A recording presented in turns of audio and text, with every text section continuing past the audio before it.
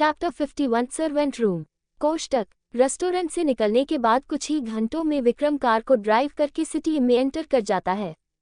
City में enter करने के बाद विक्रम कार को सिटी के एक सबसे लग्जरियस इलाके की तरफ गाड़ी मोड़ लेता है, जहां पर अर्जुन जी ने रूही और उनके लिए घर खरीदा था। घर की लोकेशन पर पहुंचने पर रूही, विक्रम और आदिति को लोकेशन पर एक घर दिखाई देता है, जो वहां आसपास के घरों, मेरा मतलब बड़े बड़े मेंशनस की तरफ ना होकर एक सिंपल छोटा सा घर था।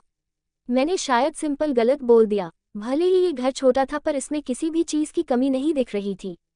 घर के बाहर के गार्डन में अलग अलग तरह के फूल लग रखे थे, जिनका मिलना इंडिया में बहुत मुश्किल था। घर के साथ ही एक गैराज भी था, जिसमें विक्रम रूही की कार को ले जाकर खड़ा कर देता है।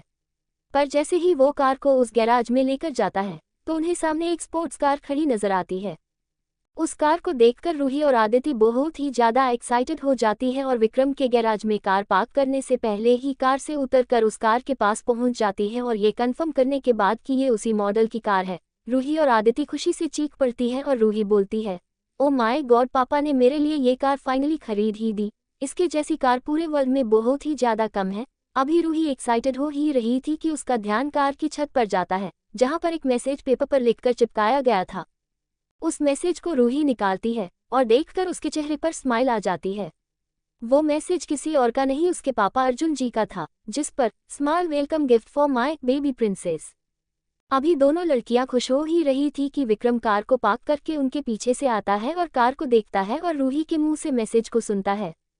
उस मैसेज को सुनकर विक्रम के चेहरे पर तिरछी मुस्कान आ जाती है और कार की तरफ बढ़कर उसको छूते हुए बोलता है, वाह सर, कितने अच्छे हैं कि उन्होंने मुझ जैसे ड्राइवर को इतनी महंगी कार गिफ्ट में दे दी है। विक्रम की इस बात को सुनकर रूही और आदिति के चेहरे से मुस्कुराहट गायब हो जाती है और उनके चेहरे पर अब कंफ्यूजन साफ साफ देखी जा सकती थी। और इसी कंफ्यूजन के चलते आदिति विक्रम से सवाल करती हुई बोलती है, विक्रम, तुम्हारे कहने का क्या मतलब है कि बड़े पापा ने ये कार तुम्हें गिफ्ट की है? यहाँ मैसेज में साफ साफ लिखा हुआ है कि ये गाड़ी उन्होंने रूही को गिफ्ट में दी है। बचपन से आदिति रूही के पापा को बड़े पापा और रूही की मम्मी को बड़ी मम्मा कहकर बुलाती है और रूही को वो अपनी बहन और बेस्ट फ्रेंड मानती है और रूही के लिए भी ये कहा जा सकता है।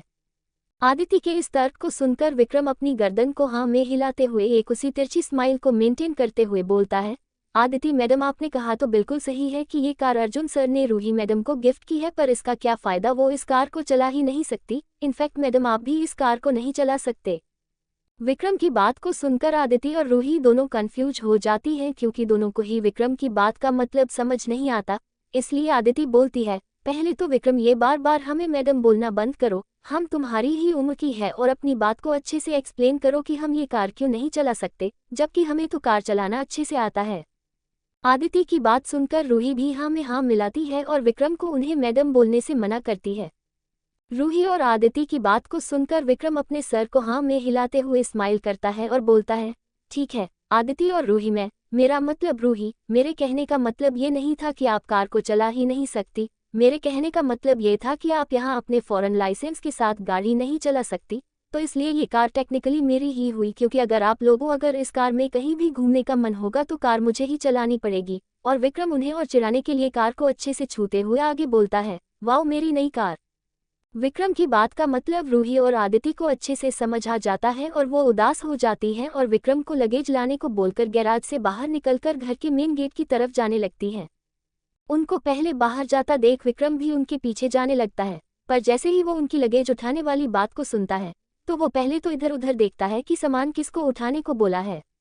पर आसपास किसी को भी ना देखकर विक्रम को एक बहुत ही कड़वे सच का सामना करना पड़ता है कि यहाँ उसके सिवाय कोई भी और नहीं है सामान उठाने वाला। और इस सच्चाई का एहसास होते ही विक्रम गाड़ी में से सभी के लगेज को निकालता है और घर में जाने लगता है।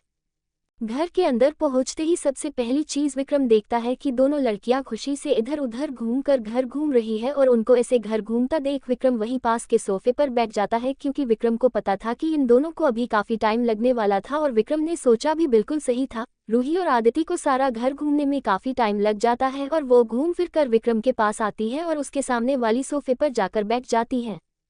उनको वापस आया देख विक्रम उनसे घर के बारे में पूछता है और उसे कहाँ रहना था।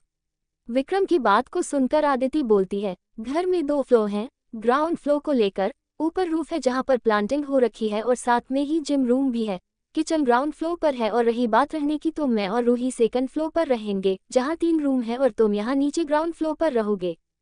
सेकंड फ्लोर पर 3 रूम का जिक्र सुनकर विक्रम बोलना चाहता था कि उसे भी दूसरे फ्लोर पर रहना है, पर फिर वो ग्राउंड फ्लोर वाली बात को सुनकर अपने शब्दों को वापस ले लेता है। आदिति की बात को सुनकर विक्रम उठता है और अपने लगेज को लेकर ग्राउंड फ्लोर के रूम को ढूंढने निकल जाता है। कुछ देर ढूंढने पर विक्रम को ग्राउंड फ्लोर पर रहने के लिए 2 रूम मिलते हैं। वैसे दिखने में दोनों रूम काफी अच्छे थे, रहने लायक थे, पर उनको देखकर विक्रम का मुंह बना हुआ था और उनमें से किसी भी रूम में जाने का विक्रम का मन नहीं हो रहा था, क्योंकि दोनों रूम्स के बाहर बड़े बड़े अक्षरों में सर्वेंट रूम लिखा हुआ था।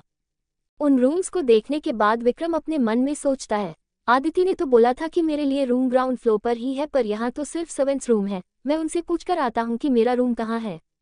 इतना सोचकर विक्रम वहां से आदिति के पास जाने लगता है, पर तभी तुरंत उसे एहसास होता है कि वो भी तो एक ड्राइवर ही है जिसे यही सर्वेंट रूम में रहना चाहिए। और इस कड़वे सच के समझ आते ही विक्रम की आंखों में एक आंसू आ जाता है और अपने मन में खुद से बोलता है, क्या हालत हो गई है मेरी प्यार में।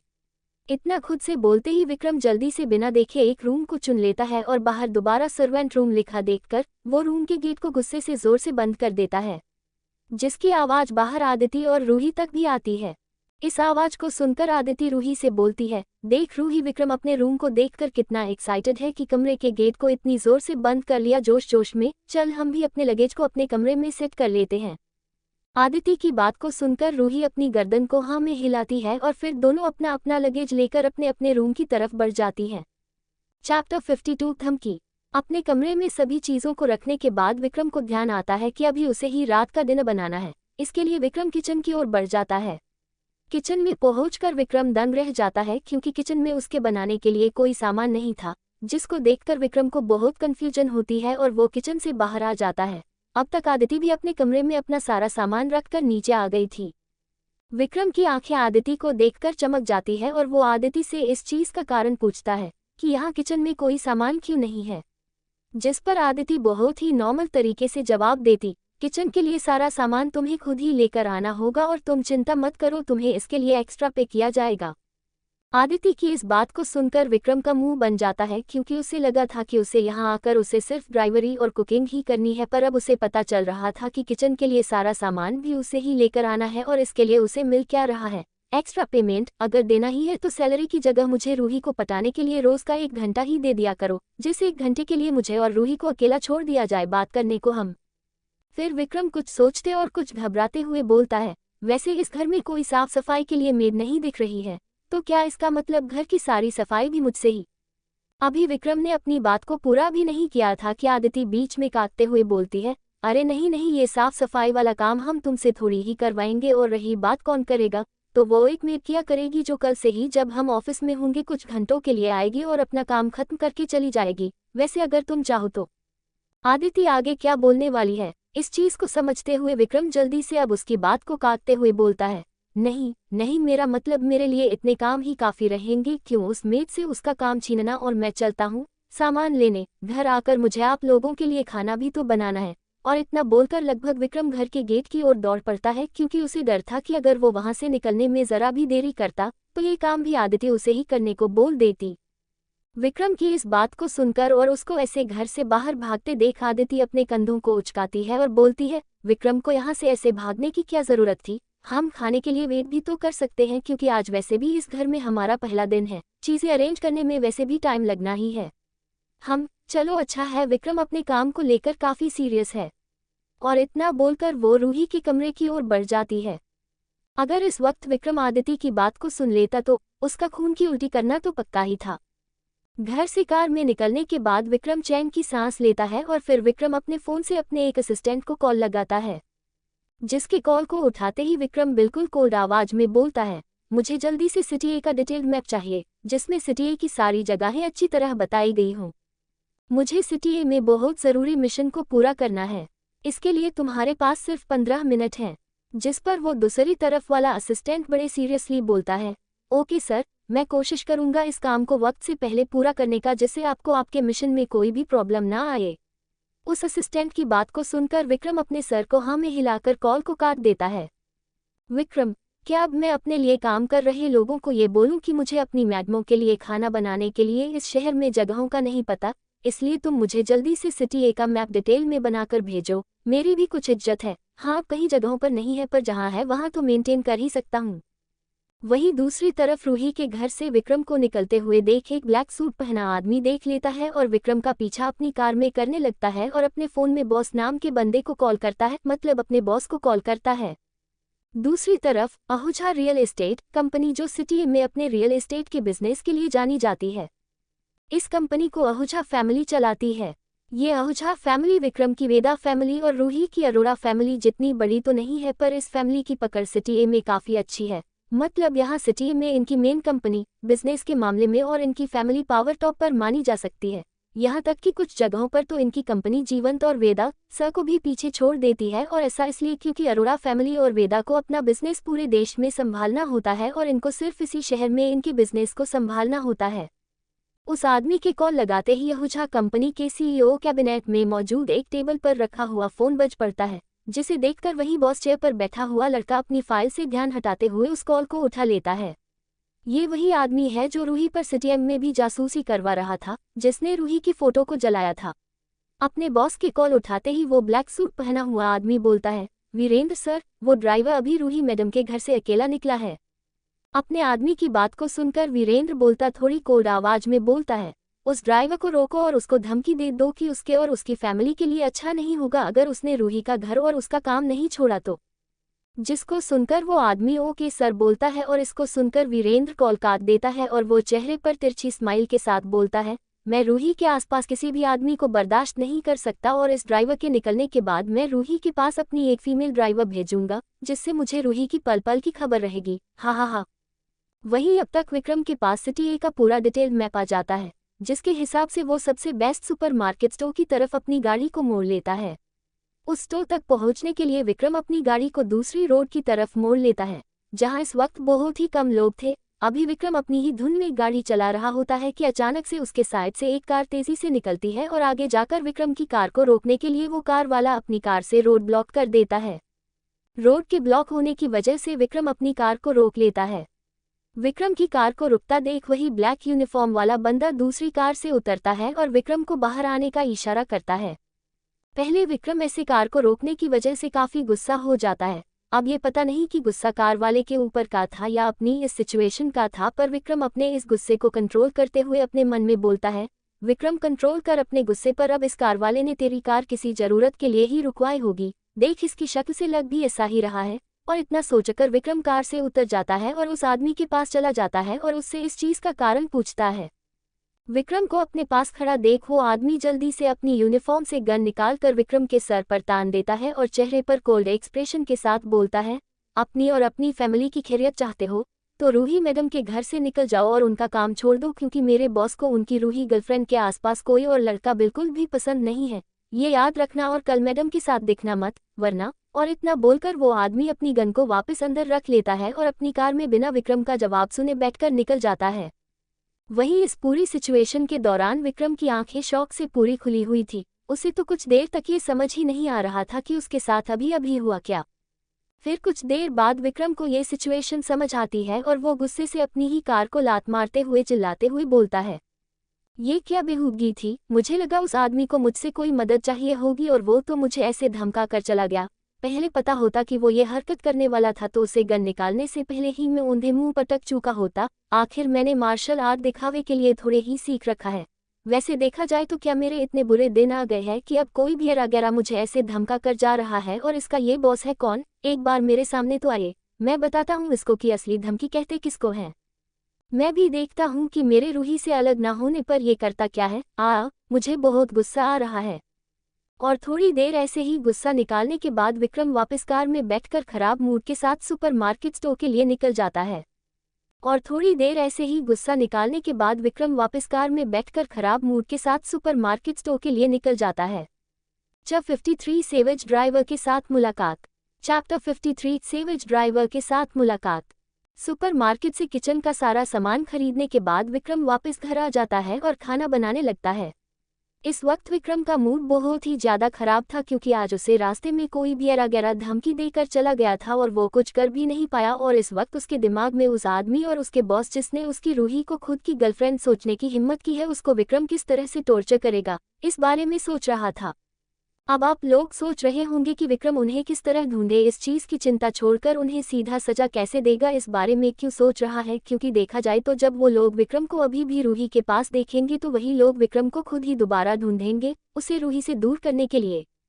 वही जहां विक्रम अपने ही गुस्से में किचन के बर्तन पटक पटक कर खाना बना रहा था, वहीं इन आवाजों को सुनकर रूही और आदिति भी किचन के गेट से हल्के अंदर झांक कर देखती हैं कि विक्रम को असल में हुआ तो हुआ क्या और इस चीज की भनक विक्रम को नहीं लगती। वहीं जहां विक्रम अपने ही गुस्से में किचन के बर्तन पटक पटक कर खाना बना रहा था, वहीं इन आवाजों को सुनकर रूही और आदिति भी किचन के गेट से हल्के अंदर झांक कर देखती हैं कि विक्रम को असल में हुआ तो हुआ क्या और इस चीज की भनक विक्रम को नहीं लगती। रूही किचन में जब विक्रम के उन गुस्से वाले एक्सप्रेशन को देखती है तो वो आदिति को कुहनी मार के पूछती है, आदिति तुझे क्या लगता है कि विक्रम मार्केट से आने के बाद इतने गुस्से में क्यों है? रूही किचन में जब विक्रम के उन गुस्से वाले एक्सप्रेशन को देखती है तो वो आदिति को कुहनी मार के पूछती है, आदिति तुझे क्या लगता है कि विक्रम मार्केट से आने के बाद इतने गुस्से में क्यों है? रूही के सवाल को सुनकर आदिति अपने कंधों को उचकाते हुए बोलती है, मुझे क्या पता, पर हाँ शायद ये हो सकता है कि विक्रम जो सामान लाने गया था उसमें उसे बार्गेनिंग करते वक्त चीज का अपना प्राइस नहीं मिला होगा। मैंने इंटरनेट पर ऐसी काफ़ी वीडियो देखी हैं जिसमें मिडिल क्लास फैमिलीज के लोग खासकर औरतों को हर चीज़ में बार्गेनिंग मोल भाव करना बहुत पसंद होता है और जब वो ऐसे बार्गेनिंग करने में फेल हो जाते हैं तो वो लोग बिल्कुल ऐसे ही विक्रम की तरह गुस्से से मुंह फुला लेते हैं। आदिति की बात को सुनकर रूही चेहरे पर कुछ समझ आने वाले भाव से बोलती है, ओहो तो ये वजह है, पर विक्रम को इस चीज़ से फर्क तो नहीं पड़ना चाहिए क्योंकि मेरे मम्मी पापा ने विक्रम को हमारे पूरे महीने का खर्चा पहले ही दे दिया है, इसलिए जो पैसे खर्च हो रहे हैं वो तो मेरी फैमिली के ही यूज़ हो रहे हैं, विक्रम के नहीं। तो फिर बार्गेनिंग क्यों? उद्धरण चिन्ह। रूही की बात को सुनकर आदिति उस माँ की तरह जो अपनी बच्ची को कुछ सिखा रही हो वैसे रूही को समझाती है, अरे रूही तुम नहीं समझोगी, भले ही पैसे उनके नहीं है पर ये मोल भाव करना उनके खून में ही है। आदिति की बात को सुनकर रूही अब अच्छे से सिचुएशन को समझ जाती है और वो थोड़ी चिंता के साथ विक्रम को वहीं खड़े होकर बोलती है, कोई बात नहीं विक्रम, ऐसा होता रहता है तो क्या हुआ अगर तुम्हें वो प्राइज नहीं मिला जो तुम चाहते थे, आखिर पैसे थे तो मेरे ही ना। तुम दिल छोटा मत करो, अगली बार कोशिश कर लेना। पीछे से रूही की आवाज को सुनकर आगे लंबे चाकू से टमाटर काट रहे विक्रम के चेहरे पर टमाटर का एक छींटा उड़कर लग जाता है और वो उसी टमाटर के रस से भीगे हुए चाकू को लेकर पीछे घूम जाता है और विक्रम अपने चेहरे पर कंफ्यूजन और पहले के गुस्से के कारण पूछता है, क्या कहा तुमने, तुम्हारे कहने का क्या मतलब है? विक्रम के हाथ में इतने बड़े चाकू पर लाल टमाटर के रस और उसके चेहरे के खतरनाक एक्सप्रेशन को देखकर रूही और आदिति काफी डर जाते हैं और रूही अटकते अटकते बोलती है, मैंने कुछ भी तो नहीं कहा, तुम अपना काम करो, हम दोनों डाइनिंग टेबल पर ही तुम्हारा इंतजार करेंगे। और इतना बोलते ही रूही और आदिति तुरंत वहां से डाइनिंग टेबल की तरफ भाग जाती हैं। वहीं दूसरी तरफ विक्रम को अभी क्या हुआ वो चीज़ समझ ही नहीं आती और उसे इस चीज़ को जानने में कोई इंटरेस्ट भी नहीं था और इसके लिए इसके पास टाइम भी नहीं था, इसलिए वो आगे का खाना बनाने लग जाता है। फिर कुछ देर बाद खाना बन जाता है जिसे विक्रम डाइनिंग टेबल पर ले आता है और रूही और आदिति को खाना परोस देता है और खुद भी वही खाना खाने बैठ जाता है। पहले तो विक्रम के चेहरे पर गुस्से को देखकर रूही और आदिति खाना खाने से हिचकिचा रही थी, पर खाने की खुशबू के कारण उनसे रहा नहीं जाता और वो खाना खाना शुरू कर देती है और उनको एक चीज़ का एहसास होता है कि विक्रम ने चाहे ये पूरा खाना गुस्से में बनाया था पर खाने के टेस्ट में बिल्कुल भी कमी नहीं थी। फिर कुछ देर में खाना खाने के बाद रूही और आदिति तो अपने अपने कमरे में चली जाती हैं सोने के लिए, क्योंकि आज की ट्रेवलन के कारण दोनों काफ़ी थक गए थे। वहीं विक्रम सभी के बर्तनों को उठाकर किचन में ले जाता है और बर्तनों को धोकर और किचन की अच्छी तरह सफाई करने के बाद विक्रम भी सोने चला जाता है। असल में विक्रम को ये किचन और बर्तन करने की कुछ खास ज़रूरत नहीं थी क्योंकि ये सारा काम तो वो मेड भी कर सकती है जिसे रूही के पापा ने हायर किया है, पर विक्रम को ये नहीं पसंद कि वो जहाँ काम करता है उस जगह को कोई भी छुए, इसलिए उसने खुद ही अपने किचन की सफाई कर ली। वहीं सुबह के लगभग 5 बजे रूही की अपने कमरे में नींद खुल जाती है और उसे उठते ही काफ़ी प्यास लग रही थी, जिसके लिए आधी नींद में वो अपने कमरे से बाहर किचन की तरफ पानी लेने के लिए जाती है और फिर किचन में पानी पीने के बाद जैसे ही वो किचन से बाहर निकलती है तो उसकी नज़र विक्रम के कमरे की तरफ पड़ती है जिसे बाहर से बंद किया गया था। विक्रम के कमरे को बाहर से बंद देखकर रूही के चेहरे पर कन्फ्यूजन छा जाती है और वो सोचती है, अरे ये इतनी सुबह सुबह विक्रम कहाँ चला गया है और इतना सोचकर जैसे ही वो घर के मेन गेट की तरफ अपनी नज़रों को घुमाती है तो वो देखती है कि घर का मेन गेट भी अंदर से ही बंद है, जिसे देखकर रूही समझ जाती है कि विक्रम इसी घर में है। पर सवाल यही है कि कहाँ, और इसी सवाल के जवाब को ढूंढने के लिए धीरे धीरे रूही पूरे घर को चेक करने लगती है। पर कुछ देर घूमने के बाद भी जब किसी कमरे में भी उसे विक्रम नहीं मिलता तो उसकी नज़र आदिति के कमरे पर पड़ती है, जिसे देखकर रूही को शक होने लग जाता है और वो अपने मन में सोचती है, कहीं विक्रम आदिति के कमरे में तो नहीं और कहीं वो दोनों कुछ ऐसा वैसा। ओ रूही, ये तू क्या सोच रही है? ऐसा थोड़े ही हो सकता है, पर अगर ऐसा नहीं तो फिर विक्रम आखिर गया तो गया कहाँ? अभी वो ये सोच ही रही थी कि तभी उसकी नज़र छत पर जा रही सीढ़ियों पर पड़ती है, जिससे उसे एहसास होता है कि उसने अभी छत तो चेक ही नहीं की है, जिसका एहसास होते ही वो सीढ़ियों से छत की तरफ बढ़ जाती है। छत पर पहुंचते ही सबसे पहले उसे सुबह के आसमान का खूबसूरत नज़ारा दिखता है और सुबह की ताज़ी हवा से उसे काफ़ी रिफ्रेशिंग ताजगी महसूस होती है। पर उसे विक्रम वहां भी नहीं दिखता, जिससे वो निराश हो जाती है। पर तभी उसका ध्यान वहीं पास के जिम रूम पर पड़ती है, जिसको देखते ही रूही को पक्का विश्वास हो जाता है कि विक्रम पक्का वहीं होगा। और इसी विश्वास को सच साबित करने के लिए वो धीरे से जिम के गेट को खोलती है और गेट को खोलते ही वो जिम में कुछ ऐसा देखती है जिसको देखकर उसका चेहरा पूरा लाल हो जाता है और वो जल्दी से वापस अपने कमरे की तरफ भाग जाती है। वहीं विक्रम को तो पता भी नहीं चला था कि उसको किसी ने देख लिया है, वो बिल्कुल अपने काम में मग्न था। वहीं कुछ घंटे बाद एक कार तेजी की स्पीड के साथ सिटी में मौजूद जीवंत कंपनी की ओर जा रही थी और इसमें और कोई नहीं, रूही, विक्रम और आदिति जा रहे थे। विक्रम तो अपनी धुन में मग्न गाड़ी को चला रहा था और वहीं आदिति एक फाइल को पढ़ रही थी, पर बार बार उसका ध्यान रूही की तरफ जा रहा था, जो अभी भी अपने बिल्कुल लाल चेहरे के साथ खिड़की से बाहर देख रही थी। कुछ ही देर में उनकी कार कंपनी के बाहर पहुंच जाती है, पर जैसे ही विक्रम कार को कंपनी के अंदर ले जाने वाला होता है, वैसे ही उसकी कार को रोकते हुए अचानक से एक कार बिल्कुल उसके सामने आकर रुकती है, जिसमें से कोई और नहीं वीरेंद्र आहूजा बाहर निकलता है। वीरेंद्र को ऐसे कार से निकलते देख रूही, विक्रम और आदिति भी अपनी कार से बाहर निकलते हैं। वहीं दूसरी तरफ वीरेंद्र को देखते ही रूही पहचान जाती है कि ये वही है, जिसका एहसास होते ही रूही के भाव बदल जाते हैं। वहीं रूही के इस बदले भाव को देखकर वीरेंद्र अपने चेहरे पर स्माइल और हाथ में फूलों के गुलदस्ते को लेकर रूही के पास बढ़ता है और बोलता है, तुम्हें देखकर ऐसा लगता है कि मेरी रूही बेबी ने मुझे पहचान लिया है। वैसे कॉन्ग्रेचुलेशंस, बधाई हो फॉर बिकमिंग अ सीईओ। और इतना बोलकर वीरेंद्र रूही को वो फूलों का गुलदस्ता देता है। ये देखकर और ये सुनकर रूही की आंखें छोटी हो जाती है और वो वीरेंद्र के गुलदस्ते को इग्नोर करके आदिति के हाथ को पकड़ते हुए कंपनी में चली जाती है और जाते जाते वो विक्रम से बोलती है, विक्रम, कार को पार्क करने के बाद मेरे ऑफिस में आ जाना। और फिर रूही और आदिति वहां से चली जाती हैं। वहीं दूसरी तरफ अपने सामने खड़े शख्स को देखकर, जिसने उसके सामने रूही को अपनी बेबी बोलने की जरूरत की है, विक्रम का उसको कच्चा चबा जाने का मन कर रहा था और वो अपने मन में बोलता है, इसकी इतनी हिम्मत, इसको तो मैं बताता हूँ नहीं, मैं सबक सिखाऊंगा तो ज्यादा हो जाएगा, इसे तो आकाश ही देख लेगा। ये सब विक्रम अपनी आंखों को छोटा करते हुए सोच रहा था। अभी विक्रम सोच ही रहा था कि वीरेंद्र अचानक से उसके पास आता है और उसके कान में धीरे से बोलता है, तुम्हें शायद कल वाली वार्निंग ठीक से समझ नहीं आई, इसीलिए अभी तक रूही के साथ हो। अच्छा है, तुम्हें तो मैं बाद में देख लूंगा। और इतना बोलकर वीरेंद्र फूलों के गुलदस्ते को वहीं फेंककर वहां से अपनी कार लेकर निकल जाता है।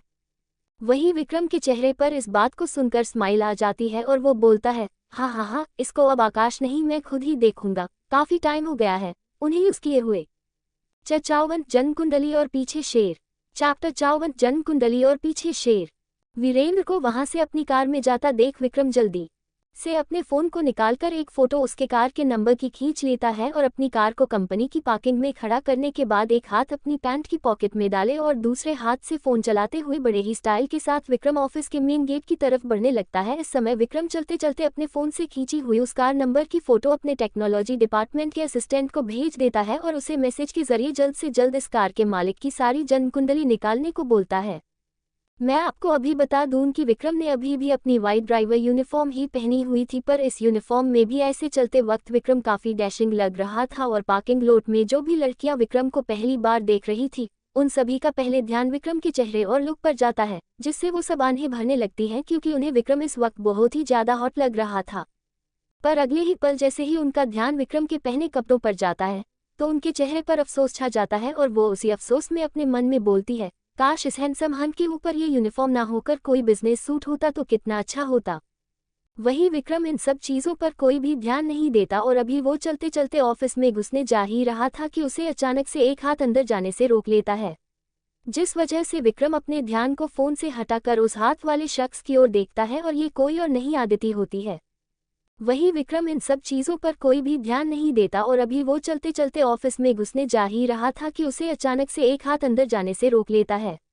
जिस वजह से विक्रम अपने ध्यान को फोन से हटाकर उस हाथ वाले शख्स की ओर देखता है और ये कोई और नहीं आदिति होती है।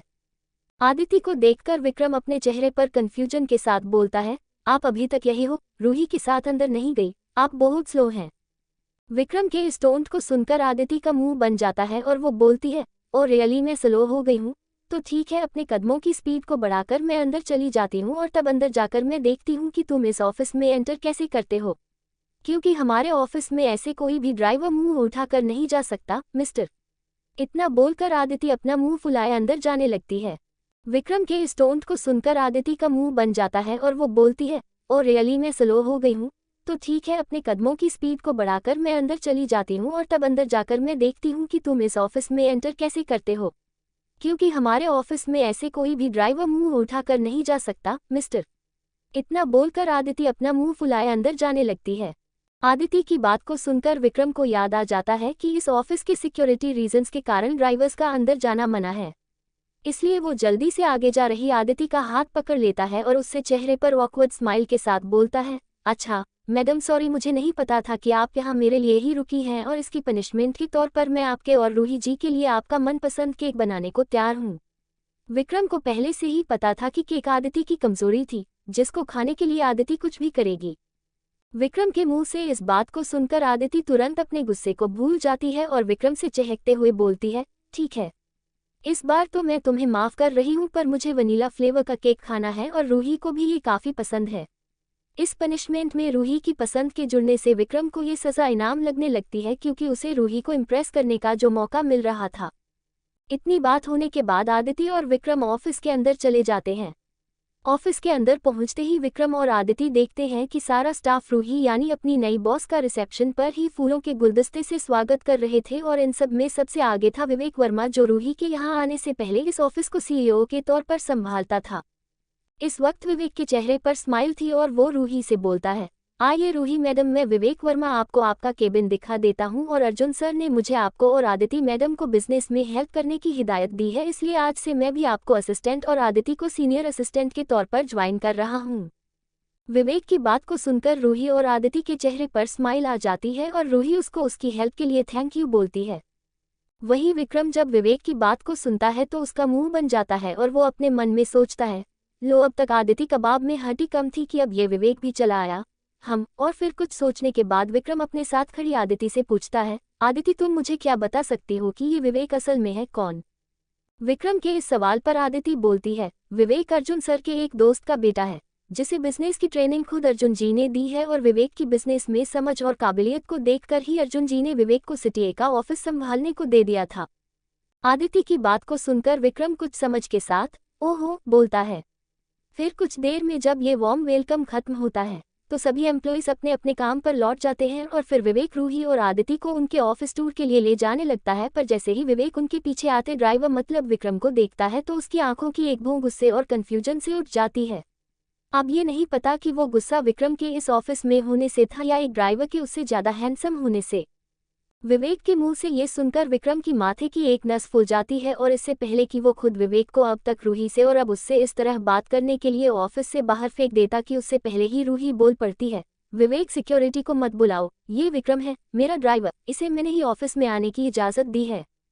रूही की बात को सुनकर विवेक कंफ्यूज एक्सप्रेशन के साथ बोलता है, रूही ये एक ड्राइवर ही तो है, इसे कंपनी के अंदर क्यों लेकर आना, इसे बाहर ही रहने दो। विवेक की बात को सुनकर रूही अपनी गर्दन को ना में हिलाती है और बोलती है, नहीं विवेक, अब मैं तुम्हें कैसे समझाऊं। हाँ तो सुनो, ये मेरा सिर्फ ड्राइवर ही नहीं है बल्कि मेरा केयरटेकर भी है, जो मेरी सारी ज़रूरतों का ध्यान रखता है और इसे मैंने नहीं मेरे पेरेंट्स से सेलेक्ट किया है। रूही की इस बात पर आदिति भी हाँ में हाँ मिलाती है और अब कहीं जाकर विवेक को विक्रम की सिचुएशन समझ आती है, पर उसमें अर्जुन जी और रजनी जी की इन्वॉल्वमेंट के चलते विवेक आगे कुछ भी नहीं बोलता और विक्रम को एक नज़र अपनी आंखों को छोटी छोटी करके देखता है और रूही और आदिति को ऑफिस का टूर देने लगता है। अब तक विक्रम भी अपने गुस्से को कंट्रोल कर चुका होता है और उनके पीछे पीछे चलने लगता है, पर अंदर ही अंदर वो ठान लेता है कि वो विवेक को इस ऑफिस में ज़्यादा देर तक रहने नहीं देगा। ऑफिस का टूर देते देते विवेक अब तीनों को ऑफिस के बड़े गार्डन में ले आता है और उसी गार्डन में साइड में कुछ एक्सरसाइज मशीन लगी हुई थी, जिसको देखकर विवेक उन मशीनों की तरफ इशारा करते हुए बोलता है, ये वो जगह है जहां पर हमारे थके हुए एम्प्लॉइज आकर रिलैक्स और एक्सरसाइज करते हैं और ये कई एम्प्लॉइज की फेवरेट जगह है। वहीं एक्सरसाइज वर्ड सुनते ही रूही के गाल शर्म से लाल हो जाते हैं और वो आज सुबह क्या हुआ था वो याद करने लगती है। फ्लैशबैक। आज सुबह जैसे ही रूही उस जिम रूम के गेट को हल्के से खोलती है, वैसे ही उसकी नज़र सामने एक हाथ पर खड़े होकर पुशअप करते हुए विक्रम पर पड़ती है, जिसने इस वक्त ऊपर कुछ भी नहीं पहना था और नीचे सिर्फ एक एक्सरसाइज पैंट ही पहनी हुई थी। विक्रम ने ऊपर कुछ न पहने होने के कारण रूही की नज़र सीधा विक्रम के उन एटपैक्स और उसके बाजों की मसल्स पर पड़ती है, जो इस वक्त ज़्यादा एक्सरसाइज करने के कारण पसीने से चमक रहे थे और इन सब के कारण विक्रम बहुत ही ज़्यादा हॉट लग रहा था, जिसको देखकर रूही का चेहरा शर्म से लाल हो जाता है और वो वैसे ही कुछ देर विक्रम को देखने लगती है। इस वक्त विक्रम की आंखें बंद थी और उसके कानों में हेडफोन था, जिससे वो गाने को एंजॉय करते हुए एक्सरसाइज कर रहा था। अभी रूही विक्रम की हॉट बॉडी को देख ही रही थी कि तभी उसका ध्यान विक्रम के हाथ पर बंधे ब्रेसलेट पर जाता है, जो उसे कुछ जाना पहचाना लग रहा था। ये ब्रेसलेट वही स्टार शेपर्ड पेंडेंट है जो रूही ने विक्रम को बचपन में दिया था, जिसे विक्रम छोटा होने के कारण ब्रेसलेट की तरह यूज कर रहा था। उस ब्रेसलेट को अच्छे से देखने की कोशिश अभी रूही कर ही रही थी कि तभी अचानक से विक्रम अपने पुशअप खत्म करके खड़ा होने लगता है, जिससे रूही को होश आता है कि वो अभी क्या कर रही है, जिससे उसका चेहरा लाल हो जाता है और वो जल्दी से अपने कमरे की तरफ भाग जाती है। फ्लैशबैक खत्म। फिर विवेक उन्हें वहां से सीधा रूही के ऑफिस ले जाता है। वहीं रूही के ऑफिस पहुंचते ही विक्रम के फोन पर नोटिफिकेशन आती है, जिसकी वजह से विक्रम जैसे ही फोन चेक करता है तो उसे पता लगता है कि उसके पास वीरेंद्र की पूरी जन्म कुंडली आ गई है, मतलब वीरेंद्र की सारी जानकारी, जिसको देखकर वो स्माइल करता है और अपने आप में धीरे से बोलता है, अब मजा आएगा ना जब बिल्ली नहीं शेर होगा पीछे और आगे चूहा, हा, पर मुझे पहले रूही से पूछना पड़ेगा कि वो वीरेंद्र को जानती कैसे है। जब 55 डेंजर साइन को इग्नोर करना पड़ा महंगा, मतलब कड़वा। चैप्टर 55 डेंजर साइन को इग्नोर करना पड़ा महंगा, मतलब कड़वा। रूही के नए केबिन में एंटर होते ही विवेक रूही और आदिति को अभी हाल ही में चल रहे प्रोजेक्ट्स के बारे में बताने लगता है और वही विक्रम को इन सब चीज़ों में कोई भी इंटरेस्ट नहीं होता, इसलिए वो वहीं पास के सोफे पर आराम से बैठकर उसके असिस्टेंट की भेजी हुई वीरेंद्र की रिपोर्ट को पढ़ने लगता है। वीरेंद्र की रिपोर्ट पढ़ते पढ़ते विक्रम की एक आंखों की भौं ऊपर को उठ जाती है और वो धीरे से बोलता है, ओहो, तो अब्रॉड में वीरेंद्र रूही के कॉलेज में ही पढ़ता था। ये तो सीरियस बात है, मुझे इसके बारे में रूही से जल्द जानना चाहिए। अभी विक्रम ने ये बात बिल्कुल धीरे से ही बोली थी कि विवेक जो रूही और आदिति को प्रोजेक्ट्स के बारे में अभी समझा ही रहा था, उसके कानों तक भी विक्रम की आवाज़ पहुंच जाती है। उसे बात तो समझ नहीं आती, पर वो इससे डिस्टर्ब जरूर हो जाता है और उसका ध्यान विक्रम पर चला जाता है, जो उसे सोफे पर बिना किसी काम के फ़ोन चलाते हुए नजर आता है, जिसे देखकर विवेक को पता नहीं पर क्यों उससे जलन सी होती है और इसलिए वो बड़े ही घमंड के साथ विक्रम से बोलता है, हेलो ड्राइवर, मेरे लिए एक कॉफ़ी बनाकर लाओ अभी इसी वक्त, और कॉफ़ी थोड़ी स्ट्रांग होनी चाहिए। वैसे मैं आपको बता दूं कि रूही के सीईओ कैबिनेट में ही एक अटैच्ड किचन, बेडरूम और वॉशरूम भी है। कोष्टक। विवेक के मुंह से इस तरह की टोन को सुनकर विक्रम का हाथ उसके फ़ोन पर कस जाता है, पर वो अपने चेहरे पर एक भी भाव नहीं आने देता और विवेक की बात को पूरी तरह से नज़रअंदाज कर देता है और वीरेंद्र की कंपनी की सारी चल रही डील्स और उसकी डेली लाइफ के बारे में पढ़ने लगता है।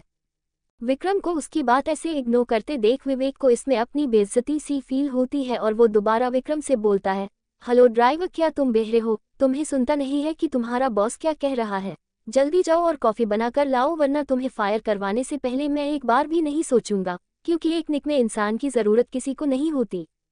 विक्रम को उसकी बात ऐसे इग्नोर करते देख विवेक को इसमें अपनी बेइज्जती सी फील होती है और वो दोबारा विक्रम से बोलता है, हेलो ड्राइवर, क्या तुम बहरे हो? तुम्हें सुनता नहीं है कि तुम्हारा बॉस क्या कह रहा है? जल्दी जाओ और कॉफ़ी बनाकर लाओ, वरना तुम्हें फायर करवाने से पहले मैं एक बार भी नहीं सोचूंगा, क्योंकि एक निक में इंसान की ज़रूरत किसी को नहीं होती। इस बार विवेक की ये बात रूही से भी सहन नहीं होती, क्योंकि भले ही विक्रम उसका ड्राइवर और केयर टेकर था, पर कर तो वो भी अपना काम ही रहा है। उसकी भी तो खुद की इज्जत है और उसको यहाँ लेकर भी वही आई है, इसलिए विवेक का उसको ऑर्डर देना और उसकी डिसरिस्पेक्ट करना उसकी खुद की डिसरिस्पेक्ट करने के बराबर था। इसलिए जैसे ही रूही विवेक को विक्रम से माफ़ी मांगने के लिए कहने वाली थी, वैसे ही आदिति सिचुएशन को बिगड़ते देख बोलती है, विवेक, तुम विक्रम से ऐसे बात नहीं कर सकते, वो भी हमारा ही एक एम्प्लॉय है। आदिति की बात को सुनकर विवेक तिरछी मुस्कुराहट के साथ बड़े ही व्यंग्यात्मक तरीके से धीरे से बोलता है, हम ड्राइवर, वो भी एम्प्लॉय, हा हा हा। कोष्टक, जिसे आदिति तो नहीं सुनती पर रूही और विक्रम सुन लेते हैं, जिससे दोनों का ही गुस्सा बढ़ जाता है। पर तभी आदिति दोनों तरफ से बात संभालते हुए विक्रम से बोलती है, विक्रम, तुम विवेक की बात का बुरा मत मानना, और क्या तुम हम सभी के लिए कॉफी बना कर ला सकते हो? हम सभी को एक एक कप कॉफी की बहुत जरूरत है। इतना बोलकर आदिति चुपके से विक्रम को प्लीज का इशारा करती है। आदिति ने इसलिए विक्रम की पूरी साइड नहीं ली क्योंकि उसके हिसाब से उसे और रूही को शुरुआत में विवेक की गाइडेंस की काफी जरूरत थी, जिसके लिए वो विवेक को नाराज नहीं करना चाहती थी। ये बात विक्रम भी समझ जाता है और अपने गुस्से को सिर्फ आदिति के लिए ही पी जाता और खड़ा होकर वो किचन की तरफ जाने लगता है और वो अंदर ही अंदर फैसला करता है कि वीरेंद्र से पहले वो इस विवेक को ही इस ऑफिस से निकलवाएगा। वही विक्रम को किचन की तरफ जाते देख विवेक बोलता है, ओह, तुम पूरी तरह से बहरे नहीं हो, चलो अच्छा है, और कॉफी अच्छे से बना कर लाना। वही इस बात को सुनकर विक्रम, जिसकी पीठ तीनों की तरफ थी, उसके चेहरे पर गुस्से वाली स्माइल आ जाती है और वो बाहर की खिड़की को देखकर सोचने लगता है, अगर मैं इस विवेक को इस 26वें फ्लोर की खिड़की से बाहर उल्टा लटका दूं तो क्या इसकी कॉफी की तलब मिट जाएगी कि नहीं। वही इस बार रूही से भी नहीं सब्र होता और वो गुस्से और बेहद ही सर्द आवाज के साथ बिना विवेक की तरफ देखे बोलती है, मिस्टर विवेक, मुझे बिल्कुल नहीं पसंद कि कोई मेरे एम्प्लॉइज़ की कोई बेवजह बेइज्जती करे, क्योंकि उनकी बेइज्जती मुझे अपनी बेइज्जती सी महसूस होती है और मेरी बेइज्जती करने की सजा आपके लिए कम भारी नहीं होगी। ये आखिरी वार्निंग है आपके लिए, वरना आगे कुछ भी ऐसा दोबारा हुआ तो उस चीज के जिम्मेदार आप खुद ही होंगे। रूही की इस बात को सुनकर विवेक को अपनी औकात का एहसास हो जाता है और वो दांत पीसते हुए अपना सर नीचे कर लेता है।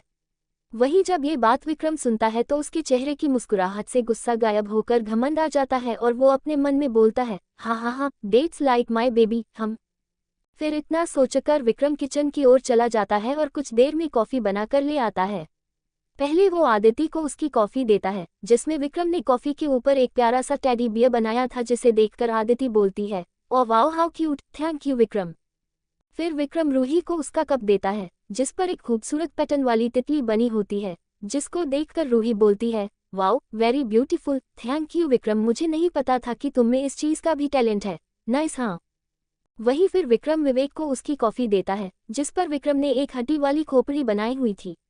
जो डेंजर के साइन के लिए इस्तेमाल की जाती है। ये देखकर विवेक का मुंह बन जाता है और इस चीज को देखकर रूही और आदिति अंदर ही अंदर हंस रही होती है और दोनों ही एक साथ सोचती हैं, विक्रम तुरंत बदला लेने वालों में से है, हमें भी इसे सावधान रहना चाहिए। वही विक्रम विवेक को कॉफी को पहले विवेक के टेबल पर रखकर फिर कुछ सोचकर वापस उठाने लगता है, जिसे देखकर विवेक बोलता है, ये तुम मेरी कॉफी कहाँ लेकर जा रहे हो? उद्धरण चिन्ह, जिस पर विक्रम भोली सी सूरत बनाकर बोलता है, वो आपने मुझे कॉफी स्ट्रांग बनाने को बोली थी ना, तो मुझे लगता है कि ये कॉफी कुछ ज्यादा ही स्ट्रांग हो गई है, आप इसे बिल्कुल भी सहन नहीं कर पाएंगे। और ये बोलकर विक्रम अपने मुंह को इस तरीके से दूसरी तरफ घुमाता है, जैसे वो विवेक का इस चीज के लिए मजाक उड़ा रहा हो, और ये चीज विवेक भी नोटिस कर लेता है और फिर उसका ध्यान रूही और आदिति पर जाता है, जो उसी की तरफ देखते हुए उसके जवाब का इंतजार कर रही थी। जिसको देखकर विवेक अपने मन में बोलता है, हम कितनी ही स्ट्रांग होगी, मैं इसको पी ही लूंगा, अब ऐसे ही थोड़ी रूही के सामने मैं अपनी बेइज्जती करवा सकता हूँ, हाँ मैं जरूर पीऊंगा। और इतना सोचकर विवेक विक्रम से व्यंग्यात्मक ढंग से बोलता है, हम तुमसे इतनी स्ट्रांग कॉफी सहन नहीं होगी तो क्या मुझसे भी नहीं होगी, लाओ मुझे दो, मुझे ये पीनी है। विवेक की इस बात को सुनकर विक्रम अंदर ही अंदर विवेक पर हंसता है और चेहरे पर नकली चिंता लाते हुए दोबारा विवेक से बोलता है, सर ये आप नहीं पी पाएंगे, ये बहुत स्ट्रांग है, लाइए मैं इसे बदल कर लाता हूँ। जिस पर विवेक फिर भी नहीं मानता और इस बार रूही भी विवेक से बोलती है, विवेक विक्रम को दोबारा बनाने दो, अगर वो कह रहा है कि तुम नहीं पी पाओगे। रूही की बात को सुनकर विवेक अब और भी पक्का हो जाता है कि उसे लड़कियों को इम्प्रेस करने के लिए ये करना ही होगा, और वो इस बार विक्रम से सख्त होकर बोलता है, ड्राइवर मुझे मेरी कॉफी दो वरना वो ठंडी हो जाएगी और अभी हमें और भी काम करना है। और इस बार विक्रम भी अपने मन में हंसते हुए विवेक को कॉफी का कप दे देता है और खुद वही पास की चेयर पर अपनी कॉफी लेकर बैठ जाता है, जिस पर भी तितली ही बनी हुई थी, पर उस पर पैटर्न रूही वाले से अलग थे, जिसको देखकर आदिति के मुंह से वाव निकल जाता है। पर वही रूही अपनी आंखों को छोटा किए पहले तो कभी अपने कप को देखती है तो कभी विक्रम के, और उसे वहां विक्रम के कप के एक कोने पर जो कोना उसके कप की तरफ था वहां आधे दिल का पैटर्न नजर आता है, और वही अपने कप के कोने पर जो विक्रम के कप की तरफ था आधे दिल का पैटर्न नजर आता है। और उसको देखकर वो अपने मन में सोचती है, क्या ये विक्रम ने जानबूझकर किया है या फिर कॉफी पर ये पैटर्न बस एक इत्तेफाक है? अरे मैं भी क्या सोच रही हूँ, विक्रम भला ऐसा क्यों करेगा, गलती से ही हुआ होगा। और इतना सोचकर वो अपनी कॉफी को पीने लगती है, जिसका टेस्ट उसे काफी पसंद आता है। वहीं रूही के इन एक्सप्रेशन को देखकर विक्रम सब समझ जाता है और वो बस स्माइल कर देता है और अपनी कॉफी पीने लगता है और आदिति भी अपनी कॉफी को पीने लगती है। सबको अपनी अपनी कॉफी पीते देख विवेक भी अपनी कॉफी का पहला घूंट मुंह में भर लेता है, जिसको टेस्ट करते ही उसके चेहरे के एक्सप्रेशन तुरंत बदल जाते हैं और उसको इस कॉफी को बाहर उगलने का मन कर रहा था, क्योंकि कॉफी हद से ज्यादा स्ट्रांग थी, मतलब बहुत ही ज्यादा कड़वी थी। उसे कॉफी पीते हुए ऐसा महसूस हो रहा था कि उसकी कॉफी में किसी ने पूरा कॉफी का डब्बा ही उल्टा कर दिया हो, और जैसे ही वो अपने मुंह की कॉफी को वापस अपने कप में उगलने वाला था, वैसे ही विक्रम उसकी तरफ देखकर पूछता है, विवेक सर कहीं कॉफी ज्यादा स्ट्रांग नहीं, अगर आपसे नहीं पी जा रही तो रहने दीजिए। वही विक्रम के इस तरह पूछने से दोनों रूही और आदिति भी उसकी तरफ देखने लगते हैं। वहीं उन सभी को अपनी तरफ देखते देख विवेक को महसूस होता है कि अब बात उसकी इज्जत पर आ गई है, इसलिए वो उस कॉफी को गले से नीचे निगल लेता है, जो उसके लिए बहुत मुश्किल था। पर विवेक फिर भी अपने चेहरे के एक्सप्रेशन को मुश्किल से नॉर्मल करते हुए व्यंग्यात्मक ढंग से बोलता है, ये कॉफी तुम्हारे लिए ज्यादा स्ट्रांग होगी, मेरे लिए ये ज्यादा स्ट्रांग नहीं है, बल्कि नॉर्मल से ही थोड़ी ज्यादा स्ट्रांग है। विवेक की बात को सुनकर बाकी तीनों बस अपने सर को हाँ में हिलाते हैं और अपनी अपनी कॉफी पीने लगते हैं। कुछ ही देर में विक्रम, आदिति और रूही अपनी कॉफी को खत्म कर लेते हैं और उनकी कॉफी खत्म करते ही पता नहीं पर कैसे विवेक भी बहुत ही ज्यादा मुश्किल से अपने चेहरे के एक्सप्रेशन को नॉर्मल रखते हुए अपनी कॉफी को खत्म कर लेता है, जिसको देखकर रूही और आदिति का रिएक्शन तो नॉर्मल रहता है, पर विक्रम पूरी तरीके से हैरान रह जाता है। विक्रम की इस हैरानी को देखकर आदिति विक्रम से पूछती है, विक्रम तुम इतने हैरान क्यों लग रहे हो?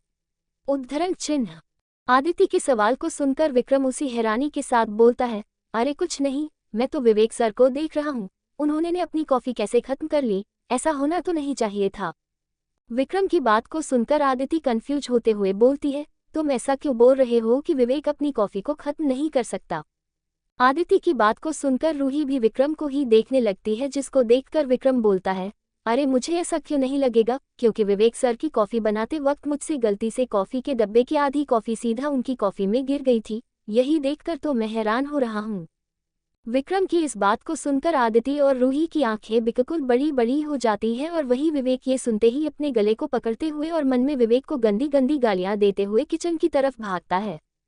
वहीं आदिति विक्रम से अपने थूक को गले से गटकते हुए अपनी शौक को छुपाते हुए पूछती है, विक्रम अगर तुमसे कॉफी में इतना कॉफी पाउडर पड़ ही गया था तो तुम कॉफी को दोबारा भी तो बना सकते थे, है ना? आदिति की बात को सुनकर विक्रम बड़े ही भोलेपन से जवाब देता है, पर ऐसा करने से इतनी सारी कॉफी वेस्ट हो जाती ना, जो मैं नहीं देख सकता था, और इसलिए तो मैं उन्हें वो कॉफी पीने से मना कर रहा था, पर उन्होंने जबरदस्ती ही पी ली, अब इसमें मैं क्या कर सकता हूँ?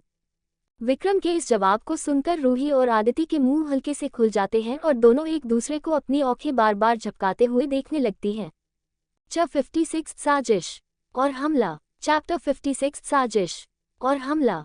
विक्रम के इस जवाब को सुनकर दोनों रूही और आदिति एक दूसरे को बड़ी बड़ी आंखें करके देखने लग जाती है, जैसे एक दूसरे से डिस्कस कर रही हूँ कि विक्रम को कुकिंग के लिए उन्हें अभी भी रखना चाहिए कि नहीं। पर फिर कुछ सोचकर आदिति विक्रम की तरफ देखती है और बोलती है, विक्रम अगर कभी ऐसी चीज हमारे किसी भी खाने के साथ होती है तो हमें हमारे उस खाने को खाने से पहले ही वार्न कर दिया करना। आदिति की इस बात पर रूही भी पीछे से अपनी गर्दन को हाँ में हिलाती है। वहीं आदिति की बात को सुनकर विक्रम आदिति की तरफ देखते हुए अपने कंधे उचकाता है और बोलता है, वो तो मैं बताऊंगा ही ना, क्योंकि ये तो मेरा फर्ज बनता है आपको वार्न करने का, जैसे मैंने अभी अभी विवेक सर को किया था। विक्रम की बात को सुनकर दोनों आदिति और रूही अपने आप को विवेक की जगह इमेजिन करती हैं और एक साथ नहीं चिल्लाती हैं। उन दोनों को ऐसे नहीं चिल्लाते हुए सुन विक्रम उन्हें कंफ्यूज एक्सप्रेशन के साथ देखने लगता है। विक्रम के इस एक्सप्रेशन को समझकर आदिति अपनी आवाज में मिठास और रिक्वेस्ट को भूलते हुए विक्रम से बोलती है, अरे विक्रम, हमारे वो कहने का मतलब नहीं था जो तुमने समझा। हमारे कहने का ये मतलब था कि आगे से खाने में कुछ भी गड़बड़ हो जाए तो हमें तुम हमारे खाने से पहले अच्छी तरह ये बताओगे कि तुमसे क्या गलती हुई है, और फिर हमें खाने से मना करोगे, और तुम बिल्कुल भी चिंता मत करना, हम वो खाना बिल्कुल भी वेस्ट नहीं होने देंगे, इसलिए हमें वार्न करने से बिल्कुल भी मत कतराना। आदिति की बात को सुनकर विक्रम बोलता है, ठीक है, मुझे आपकी बात अच्छे से समझ आ गई है, पर आपको मुझे इतना एक्सप्लेन करने की कोई ज़रूरत नहीं थी, मैं वैसे भी पहले ही समझ गया था। और इतना बोलकर विक्रम वहां से कॉफी कप्स को साइड में रख देता है और वापस अपने सोफे पर बैठकर वीरेंद्र की फाइल को अच्छे से पढ़ने लगता है। वहीं विक्रम की इस बात को सुनकर कि उनको ये बात एक्सप्लेन करने की कोई ज़रूरत नहीं थी, रूही और आदिति का मुंह बन जाता है और वो दोनों किचन की तरफ देखने लग जाती हैं, जहां से उन्हें खांसने और बार बार पानी गिलास में भरने की आवाज़ आ रही थी। और वो दोनों अपने मन में लगभग एक साथ ही सोचती हैं, हम बड़े आए, एक्सप्लेन करने की ज़रूरत नहीं थी, हमें पागल समझा है, हमें बिल्कुल भी इंटरेस्ट नहीं है उस चीज़ को फील करने का जो अभी विवेक फील कर रहा है। वहीं दूसरी तरफ वीरेंद्र की रिपोर्ट पढ़ते पढ़ते विक्रम के चेहरे पर कंफ्यूजन आ जाती है और वो अपने मन में खुद से बोलता है, क्या वीरेंद्र और विवेक एक दूसरे को पहले से जानते हैं, पर ये कैसे पॉसिबल है, और क्या ये बात रूही और अर्जुन जी को पता है। और फिर विक्रम आगे उस रिपोर्ट को पढ़ने लगता है और उसकी हैरानी और भी बढ़ती रहती है और कुछ पढ़कर वो फिर अपने मन में बोलता है, ये क्या विवेक की सिटी में जीवंत कंपनी का सीईओ बनने के 1 साल बाद ही ये कंस्ट्रक्शन डील जीवंत कंपनी को मिलते मिलते रह गई थी, जिसे तुरंत ही आहूजा इंडस्ट्री ने ले ली। और उस वक्त आहूजा कंपनी के सीईओ तो वीरेंद्र के पापा ही थे, पर उनके बीमार रहने के कारण कंपनी की डीलर्स को वीरेंद्र ही संभाल रहा था। और फिर 2 महीने बाद वाली डील भी जीवंत कंपनी के हाथ से छूट जाती है और फिर इस डील को वीरेंद्र की कंपनी ले लेती है। ये क्या उससे 1 महीने बाद वाली डील के साथ भी ऐसा हुआ है, और ये क्या 3 महीने बाद वाली डील के साथ भी, और अब तक ऐसे ही टोटल कितनी 20 से ज़्यादा डीलर्स वीरेंद्र की कंपनी जीवंत कंपनी से ले चुकी है। और ये इत्तेफाक तो हो नहीं सकता, क्योंकि अभी जीवंत कंपनी के हाथ से जितनी भी फायदेमंद डीलर्स हाथ से गई हैं, उन सबको सिर्फ वीरेंद्र की कंपनी आहूजा इंडस्ट्री ने ही साइन किया है। ओहो, ये क्या फॉरेन की एक पार्टी में भी विवेक और वीरेंद्र साथ में दिखाई दिए थे, वो भी हाल ही में। इन सब को पढ़ने के बाद विक्रम को कुछ जैसे समझ आ गया होता है और वो स्माइल करता है और अपने मन में बोलता है, लगता है दोनों में बहुत याराना है, चलो मेरे लिए अच्छा है, अब दोनों को आउट करने की मुझे एक अच्छी वजह मिल गई है। और हाँ, तुम रिडर्स लोग मुझे गलत मत समझना कि मैं अपने बदले के लिए दूसरों पर जासूसी करवाता हूँ। वो तो मुझे विवेक और वीरेंद्र पर पहले से ही शक था, इसलिए रूही और जीवंत कंपनी की भलाई के लिए मैंने ये सब किया। मैं तो हूँ ही सच्चा और अच्छा, जो हमेशा सही का साथ देता है और किसी से भी खुद के लिए बदला नहीं लेता। वहीं ठीक इसी वक्त विवेक अपनी हालत को थोड़ा सही करके वापस केबिन में आ जाता है और उसकी सबसे पहले नज़र विक्रम पर पड़ती है, जो स्माइल कर रहा था। और इसको देखकर विवेक को लगता है कि विक्रम उसकी हालत पर हंस रहा है, जिससे उसकी आंखें छोटी और हाथों की मुट्ठियां कस जाती हैं। और वो अपने मन में एक चीज़ ठानते हुए बोलता है, मुझे चाहे जो भी करना पड़े, पर मैं इस विक्रम को इस ऑफिस से और अरोड़ा फैमिली से निकलवा कर ही रहूंगा। और जब विवेक ऐसे विक्रम को देखते हुए अंदर ही अंदर कोस ही रहा था कि तभी रूही और आदिति का ध्यान भी विवेक पर चला जाता है कि विवेक वापस आ चुका है। और जिसे देखकर रूही विवेक से बोलती है, विवेक तुम ठीक तो हो, ज़्यादा प्रॉब्लम तो नहीं हुई, और मैं तुमसे अपने ड्राइवर की तरफ से माफ़ी मांगती हूँ। और ऐसे माफ़ी मांगते वक्त भी रूही के चेहरे के एक्सप्रेशन बिल्कुल एक से ही थे, जैसे वो ये बोलकर एक फॉर्मेलिटी ही पूरी कर रही हो। और ऐसा इसलिए क्योंकि विवेक का रूही पर बहुत ही खराब इंप्रेशन बन चुका था, और इस चीज़ को विवेक भी नोटिस कर लेता है। और वो अपने दांत पीसते हुए इन सब की वजह विक्रम को फिर से देखने लगता है, जो अभी रूही की बात को सुनकर अपनी सोच से बाहर आकर स्माइल करना बंद कर चुका था। पर फिर विवेक को उसकी तरफ देखते देख विक्रम फिर से स्माइल करने लगता है, और इस बार की स्माइल पिछली वाली से भी बड़ी थी। और विक्रम की इस स्माइल को रूही और आदिति भी नोटिस कर लेती हैं, और ये नोटिस करके दोनों अपने सर को ना में हिलाती हैं। और उनको अब ये समझ आ गया होता है कि कॉफ़ी पाउडर गलती से कॉफ़ी में नहीं गिरा था, बल्कि विक्रम ने विवेक से अपनी बेइज्जती का बदला लिया था। और वही जब विवेक विक्रम की इस बड़ी स्माइल को देखता है, तो उससे उसका गुस्सा कंट्रोल नहीं हो पाता, और वो विक्रम के पास पहुंचकर विक्रम को उसके कॉलर से पकड़ लेता है और उसे खींचकर सोफे से खड़ा कर देता है। और फिर वो रूही की तरफ देखते हुए अपने गुस्से को दबाकर जितना हो सके उतना आराम से बोलने की कोशिश करता है, रूही, तुम्हारे ड्राइवर ने जानबूझकर मेरी कॉफ़ी में इतना कॉफ़ी पाउडर डाला था, और इस गलती की सज़ा के तौर पर तुम्हें इसे अपने यहाँ इस ऑफिस और काम से निकालना होगा, वरना ये ऐसी हरकत तुम्हारे और आदिति के साथ भी कर सकता है, और ये तुम्हारे लिए जानलेवा भी हो सकता है। विवेक की इस हरकत की उम्मीद रूही को बिल्कुल भी नहीं थी, और उसे विवेक की ये बात सुनकर काफ़ी गुस्सा आता है। और यही सिचुएशन आदिति की भी थी, क्योंकि उसको भी विक्रम के साथ अब तक रहकर इतना तो पता चल ही गया था कि विक्रम उनके साथ कभी भी कुछ गलत नहीं कर सकता है। और जैसे ही दोनों रूही और आदिति विवेक से इस हरकत के लिए गुस्सा होकर उसे विक्रम का कॉलर छोड़ने के लिए बोलने वाली थी कि उन दोनों की आंखें सामने के नज़ारे को देखकर हैरानी से इतनी बड़ी हो जाती हैं कि लगभग बाहर ही आने वाली थी। वहीं विवेक ने जब अचानक से विक्रम के कॉलर को पकड़ा और झटका दिया था, तो विक्रम को इस अचानक हुए हमले की उम्मीद न होने के कारण वो विवेक के झटका देने से खड़ा हो जाता है और इस चीज से विक्रम को बहुत ही गुस्सा आता है। और इससे पहले कि वो अपने आप को इस हमले से संभाल कर कुछ कर पाता कि तभी उसके कानों में विवेक की बात सुनाई देती है और ये सुनकर विक्रम का माथा गुस्से से ठनक जाता है और वो तुरंत अपने आप को संभाल कर अपने दोनों हाथों से विवेक के हाथों को उसके कॉलर से झटक देता है और विवेक को बिना संभलने का मौका दिए विक्रम जल्दी से विवेक के चेहरे पर जोर से मुक्का मारता है, जिससे विवेक का एक दांत टूटकर बाहर गिर जाता है और उसका मुंह खून से भर जाता है। और इससे पहले कि विवेक इस हमले के प्रभाव से जमीन पर गिर पाता कि विक्रम उसे झटके से कॉलर से पकड़ लेता है और उसे कॉलर से पकड़कर जोर से केबिन की बड़ी विंडो की तरफ फेंक देता है, जिससे विंडो को तो कुछ नहीं होता पर विवेक की बॉडी से कुछ टूटने की आवाज आती है। विवेक को वहां फेंकने के बाद विक्रम सबसे पहले अपने कॉलर को ठीक करता है और वहीं इस टूटने की आवाज होते ही विवेक अपने बाएं हाथ को पकड़कर जोर से एक चीख मारता है क्योंकि उसके बाएं हाथ की एक हड्डी टूट गई थी। और इन सब चीजों को देखकर जो अब तक रूही और आदिति की आंखें और मुंह सदमे से खुले हुए थे, वो विवेक की चीख को सुनकर होश में आती है और आदिति सबसे पहले खड़ी होकर विवेक को चेक करने के लिए भागती है और रूही जल्दी से सिक्योरिटी और एम्बुलेंस फोन करके बुलाती है। चैप्टर 56 बेहोश हॉस्पिटल और नई साजिश। अब तक विवेक की चीख को सुनकर रूही और आदिति अपने अपने होश में आती है और सबसे पहले आदिति अपनी जगह से खड़ी होकर विवेक की हालत चेक करने के लिए जाती है और उसे उठने में मदद करती है और वहीं रूही जल्दी से उठकर सिक्योरिटी और एम्बुलेंस को फोन करके बुलाती है। अब आगे आदिति के संभालने के कारण विवेक सही से खड़ा हो जाता है और अब तक वो अपने दर्द से संभल चुका था और चीख नहीं मार रहा था। अभी उसकी आंखें गुस्से से बिल्कुल लाल थी और वो लगातार वहां खड़े अपने कॉलर और अपनी शर्ट को ठीक कर रहे विक्रम को घूर रहा था, पर उसमें अब विक्रम के पास बढ़कर कुछ करने की हिम्मत नहीं थी। तभी विवेक का ध्यान रूही पर जाता है, जो उसकी मदद के लिए सिक्योरिटी और एम्बुलेंस को कॉल कर रही थी, और उसके कॉल रखते ही वो विवेक की तरफ देखती है और बड़े नॉर्मल तरीके से बिना किसी भाव के आदिति को विवेक को पास ही के सोफे पर बिठाने को बोलती है। उसे इस वक्त विवेक से बिल्कुल भी कमदर्दी महसूस नहीं हो रही थी क्योंकि जो विक्रम ने विवेक के साथ किया उसका विवेक पूरा हकदार था। अगर यही हरकत उसके साथ किसी ने की होती तो रूही उस इंसान का हाल शायद विवेक से भी बुरा करती, और ऐसा वो इसलिए कर और कह सकती थी क्योंकि बचपन में हुई उस किडनैपिंग के बाद अर्जुन जी और रजनी जी ने रूही को खुद की प्रोटेक्शन करने के लिए एक बहुत ही strict self defence training school में डाल दिया था। वहीं दूसरी तरफ रूही के इस बिहेवियर पर विवेक का बिल्कुल भी ध्यान नहीं जाता और वो उसी गुस्से में रूही से बोलता है, रूही तुम्हें अभी पुलिस को कॉल करना चाहिए क्योंकि इस ड्राइवर पर मुझ पर किए गए जानलेवा हमले का केस करना है और तुम्हें भी इस खतरनाक इंसान को जल्द से जल्द अपने यहाँ से और इस कंपनी से निकाल देना चाहिए क्योंकि ये बात मीडिया में आएगी तो तुम्हारी फैमिली और इस कंपनी की काफ़ी बदनामी होगी। विवेक की इस बात को सुनकर रूही ज्यादा कुछ रिएक्ट नहीं करती और वहीं डेस्क पर रखे केबिन के फोन से एक और बार फिर सिक्योरिटी को कॉल लगाती है और थोड़ी सर्द आवाज में बोलती है, सिक्योरिटी कब तक पहुंचेगी? यहाँ पेशेंट की कंडीशन काफी सीरियस हो चुकी है, उसका मेंटल ब्रेकडाउन हो रहा है, एम्बुलेंस यहाँ जल्द से जल्द ही पहुंचती होगी, इसलिए जल्दी करो, इट्स माई ऑर्डर।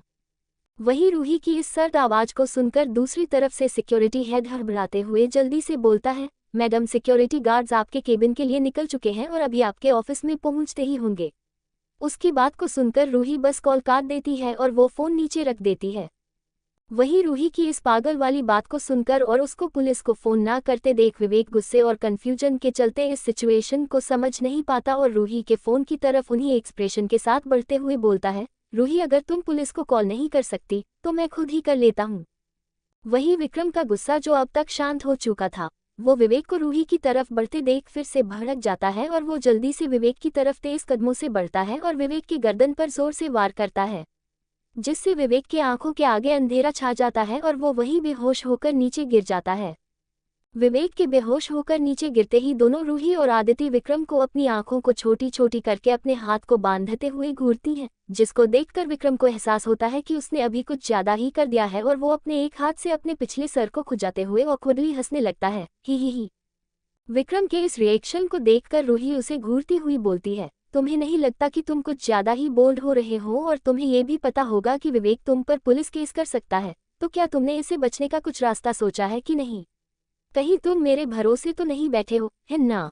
रूही के सवाल को सुनकर विक्रम स्माइल करते हुए बोलता है, रूही मैं बिल्कुल भी बोल्ड नहीं हो रहा था, मैं तो बस रजनी मैडम के ऑर्डर को फॉलो कर रहा था, जिसके हिसाब से मुझे आपकी और आदिति मैडम की हर सिचुएशन में सेफ्टी का ध्यान रखने को कहा गया है। जिसको फॉलो करते हुए ही मैंने विवेक पर अभी हमला किया था, क्योंकि जैसा आपने कुछ देर पहले ही बोला था कि विवेक अभी मेंटली स्टेबल नहीं था। और इस बात को सुनकर जब मैंने उसको आपकी तरफ बढ़ते हुए देखा तो मुझे ना चाहते हुए भी आपकी सेफ्टी के लिए उस पर हमला करना पड़ा। विक्रम की इस बात को सुनकर दोनों आदिति और रूही का मुंह बन जाता है और उनके इस एक्सप्रेशन से संतुष्ट होकर विक्रम आगे अपनी स्माइल को और बड़ी करते हुए ऑफिस के एक कोने के ऊपर की तरफ इशारा करते हुए बोलता है, और रही बात पुलिस की, तो उस कैमरे में पूरा सबूत कैप्चर है कि मैंने जो भी किया सब अपने सेल्फ डिफेंस में ही किया था। विक्रम की बात को सुनकर रूही और आदिति विक्रम के किए गए इशारे की तरफ एक कैमरे को देखती है और तब उन्हें विक्रम की सारी बात समझ आ जाती है। और फिर रूही एक गहरी सांस छोड़ते हुए अपने सर को ना में हिलाते हुए बोलती है, तुम समझदार भी हो। जिसको सुनकर आदिति अपने सर को हाँ में हिलाती है। रूही की बात को सुनकर विक्रम हंसता है और अपने सर के पीछे हाथ को रखते हुए बोलता है, अब मैं इतना भी कुछ खास नहीं।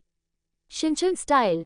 विक्रम की इस बेशर्मी भरी बात को सुनकर इससे पहले कि रूही कोई रिएक्शन दे पाती कि तुरंत रूही के केबिन का गेट खुलता है और 4 गार्ड्स तुरंत कमरे के अंदर आते हैं। और अंदर आने के बाद वो अपनी आंखों को झपकाते हुए कभी विक्रम को देखते हैं तो कभी विवेक को, और ये देखकर वो अपने मन में सोचते हैं, हमें अभी मैडम को इस जमीन पर बेहोश पड़े विवेक सर से बचाना है कि सामने खड़े ज्यादा खतरनाक ड्राइवर से जिसने विवेक सर की ये हालत की है। सिक्योरिटी गार्ड्स को इस तरह से कंफ्यूज होते देख रूही उनसे थोड़ा चिढ़ते हुए बोलती है, अब तुम लोग यहाँ से विवेक को लेकर जाओगे कि नहीं, या तुम्हें इस कंपनी से बाहर निकालने के लिए मुझे अलग से सिक्योरिटी गार्ड्स बुलाने पड़ेंगे। रूही की इस बात को सुनकर सिक्योरिटी गार्ड्स काफी डर जाते हैं और बोलते हैं, जी मैडम, हम अभी अपना काम करते हैं। और इतना बोलकर वो चारों बेहोश हुए विवेक को उठाकर ऑफिस से बाहर ले जाने लगते हैं। उनको बाहर जाते देख रूही ऑर्डर देती हुई बोलती है, इसे तुम सीधा एम्बुलेंस में सिटी हॉस्पिटल भेज देना, जो अब तक नीचे पहुंच चुकी होगी। जिसे सुनकर वो सिक्योरिटी गार्ड्स अपने सर को हाँ में हिलाते हैं और वहां से विवेक को लेकर चले जाते हैं। वहीं विवेक के जाने का बाद सीईओ ऑफिस का माहौल बड़ा ही अजीब हो जाता है और दोनों लड़कियां विक्रम को घूरने लगती हैं। उनको अपनी तरफ ऐसे घूरते हुए जब विक्रम महसूस करता है तो वो ऑकवर्डली हंसते हुए उनसे बोलता है, अब मुझे ऑफिस के काम को ऐसे यहाँ खड़े रहकर डिस्टर्ब नहीं करना चाहिए, इसलिए मैं चुपचाप साइड में पड़े सोफे पर ही बैठ जाता हूँ और आप लोग भी मुझे इग्नोर करके अपने काम पर ध्यान दीजिए। और इतना बोलकर वो अपने सोफे पर जाकर बैठ जाता है। विक्रम की बात को सुनकर रूही और आदिति लगभग एक साथ बोलती हैं, छी। और इतना बोलकर दोनों विक्रम को इग्नोर करके अपने बचे हुए काम को करने लगती हैं। काम को खत्म करते करते उन्हें शाम हो जाती है और ठीक आधे घंटे बाद कंपनी की आज की टाइमिंग भी खत्म हो जाती है, जिसकी वजह से तीनों बाकी एम्प्लॉइज के साथ कंपनी से बाहर निकल जाते हैं। और कार में बैठकर रूही विक्रम से बोलती है, विक्रम, कार को घर ले जाने से पहले सिटी हॉस्पिटल ले चलो, क्योंकि हमें वहां जाकर विवेक की हालत भी चेक करनी है। आखिर इसकी रिस्पॉन्सिबिलिटी भी तो मुझे ही लेनी पड़ेगी। वहीं हॉस्पिटल में बेड पर लेटे लेटे अब तक विवेक को होश आ चुका था और वो ऑफिस में क्या हुआ था उसके बारे में ही सोच रहा था और उसे अपने ऊपर हंसी और गुस्सा दोनों ही आ रहा था कि उसने ऑफिस में किस तरह बिना सिचुएशन को अच्छे से समझे ही ऐसी हरकत कर दी। और उसे ऑफिस के कोने में लगे उस कैमरे का भी याद आ जाता है, जिसकी मदद से विक्रम बहुत ही आराम से पुलिस केस से बाहर निकल सकता था। और उसे रूही पर भी गुस्सा आ रहा था कि कैसे वो विक्रम की साइड ले रही थी और अभी वो विक्रम को ऑफिस और अरोड़ा फैमिली की जिंदगी से कैसे निकाले उसकी प्लानिंग कर रहा था। अभी वो इसकी ही प्लानिंग कर रहा था कि तभी अचानक उसका फोन बज पड़ता है, जिसकी आवाज को सुनकर जैसे ही वो अपने फोन को उठाकर देखता है कि कॉल किसकी आ रही है, तो उसे पता चलता है कि ये कॉल वीरेंद्र का होता है। जिसे देखते ही विवेक कॉल को उठा लेता है। कॉल के उठते ही वीरेंद्र उधर से चेहरे पर एक तिरछी स्माइल के साथ बड़े व्यंग्यात्मक ढंग से बोलता है, क्या हुआ विवेक, आज सुबह तक तो अच्छे भले थे और अभी सीधा हॉस्पिटल क्या हो गया? कहीं किसी ने पीट तो नहीं दिया ना? हाँ, मैं मजाक कर रहा था। चलो अब बताओ तुम ठीक तो हो ना, और ये हुआ तो हुआ कैसे तुम्हारे साथ? आखिरी बात को बोलते वक्त वीरेंद्र की आवाज में सीरियसनेस थी। वीरेंद्र की बात को सुनकर विवेक एक गहरी सांस लेते हुए जवाब देता है, अरे वीरेंद्र कुछ नहीं, बस मैं ऑफिस के बाथरूम में स्लिप होकर गिर गया था, जिसके कारण मेरी हाथ की हड्डी टूट गई थी। ज्यादा बड़ी प्रॉब्लम की बात नहीं है। क्या अब मैं वीरेंद्र को ये थोड़े ही बोल सकता हूँ कि मुझे यहाँ एक ड्राइवर ने पीट कर भेजा है? अरे वीरेंद्र की आंखों में मेरे लिए जो इज्जत है वो भी चली जाएगी। कोष्टक। विवेक की बात को सुनकर वीरेंद्र अपनी आवाज में थोड़े शक के साथ बोलता है, अच्छा तो ये बात है, चलो फिर ठीक है, अपना ख्याल रखना। और हाँ सच, मुझे तुमसे एक और जरूरी हेल्प चाहिए थी।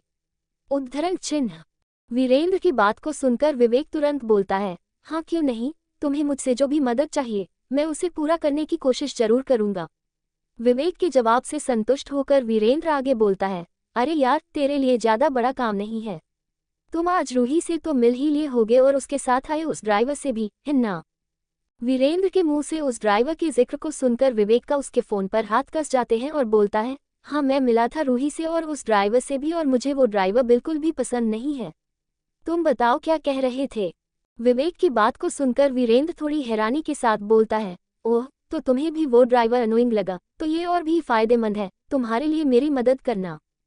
मैं चाहता हूँ कि तुम उस ड्राइवर के साथ ऐसा कुछ करो कि वो रूही और अरोड़ा फैमिली की जिंदगी से हमेशा हमेशा ही निकल जाए, और इसके लिए तुम्हें जो भी करना पड़े तुम करो। तुम्हें मेरी तरफ से पूरा सपोर्ट है और तुम्हें आगे होने वाली किसी भी चीज़ की टेंशन लेने की कोई ज़रूरत नहीं है, क्योंकि मैंने उसे पहले ही वार्निंग दी थी पर उसने मेरी वार्निंग को इग्नोर कर दिया था। वीरेंद्र की बात को सुनकर विवेक के चेहरे पर एक खतरनाक मुस्कुराहट आ जाती है, क्योंकि अब उसने विक्रम को आउट करने के लिए जो प्लान बनाया था, उसे पूरा होने से जो चीज़ें प्रॉब्लम खड़ी कर रही थी, उन्हें अब वो वीरेंद्र की मदद से सॉल्व कर लेगा। और इतना सोचकर वो उसी मुस्कुराहट के साथ वीरेंद्र से बोलता है, ठीक है, तुम्हारा ये काम हो जाएगा और इसका प्लान मैंने लगभग बना ही लिया था, जिसको मैं तुमसे बाद में डिस्कस करता हूँ। विवेक की बात को सुनकर वीरेंद्र के चेहरे पर भी खतरनाक मुस्कुराहट आ जाती है और वो ठीक है बोलकर कॉल काट देता है। वीरेंद्र के कॉल काटते ही विवेक भी अपने फ़ोन को टेबल पर रख देता है। अभी विवेक ने अपने फ़ोन को रखा ही था कि तभी उसके हॉस्पिटल रूम का गेट खुलता है और उसमें से रूही, आदिति और विक्रम कमरे के अंदर एंटर करते हैं। चैप्टर 58 चैरिटी इवेंट एक साजिश #1 चैप्टर 58 चैरिटी इवेंट एक साजिश #1 सिटी हॉस्पिटल में एंटर करते ही विक्रम रिसेप्शन पर विवेक का रूम नंबर पूछता है, जो उसे वहां पर बैठी रिसेप्शनिस्ट बता देती है। रूम नंबर जानने के बाद रूही, आदिति और विक्रम विवेक के रूम की तरफ चल देते हैं। वहीं विवेक के फोन रखते ही तीनों रूम में एंटर करते हैं। अब आगे अचानक से रूम के गेट खुलने की आवाज से विवेक थोड़ा हड़बड़ा जाता है और वो जैसे ही सामने रूही और आदिति को एंटर करते देखता है तो वो हैरान हो जाता है। उसे रूही और आदिति के आने से बहुत खुशी होती है। अब भला किसको अच्छा नहीं लगेगा कि तुम हॉस्पिटल में हो और तुम्हारा हाल चाल पूछने के लिए दो खूबसूरत लड़कियां आए और उनमें से एक लड़की तुम्हारी बॉस की बेटी हो। हाय वो फीलिंग। पर वहीं उनके पीछे जब वो विक्रम को आते देखता है तो उसकी खुशी तुरंत गायब हो जाती है और वो गुस्से से अपने ब्लैंकेट को अपने दूसरे हाथ की मुट्ठी से भींच लेता है, पर अपने चेहरे पर वो एक भी इमोशन को शो नहीं होने देता और अपनी गर्दन को रूही को देखकर हाँ में हिलाता है, जैसे रूही को विश कर रहा हो। वहीं रूही भी विवेक की ठीक ठाक हालत को देखकर अपने सर को हाँ में हिलाती और उससे बोलती है, तुमने विक्रम को देखकर अभी कुछ रिएक्ट नहीं किया, इसका मतलब तुम्हें समझ आ गया है कि ऑफिस में तुमसे गलती कहाँ हुई थी, है ना? रूही की इस बात को सुनकर विवेक को अंदर से गुस्सा तो आता है, पर वो फिर भी अपनी गर्दन को हाँ में हिलाता है और विक्रम की तरफ देखकर बोलता है, मुझे माफ करना विक्रम, तुम पर हाथ उठाने के लिए मैं अपनी भावनाओं में कुछ ज्यादा ही बह गया था और मुझे ये याद ही नहीं रहा था कि तुमने तो मुझे वो कॉफी पीने से कितनी बार मना किया था। विवेक की बात को सुनकर विक्रम बस किसी बड़े की तरह अपने हाथ बांधकर अपने सर को 2 बार हाँ में हिलाता है और बोलता है, ठीक है, मैं तुम्हें इस बार माफ कर रहा हूँ, पर अगली बार से ऐसी हरकत ना हो। विक्रम की इस बात को सुनकर रूही, आदिति और विवेक का मुंह बन जाता है और विवेक अपने मन में बोलता है, चलो माना मैं खुद ये माफी मांगकर फॉर्मेलिटी पूरी कर रहा था, तो इसके हिसाब से तुम्हें भी तो माफी मांगनी चाहिए थी, पर ये क्या बकवास की तुमने अभी की, मैं तुम्हें इस बार माफ कर रहा हूँ, हॉस्पिटल बेड पर मैं हूँ या तुम हूँ।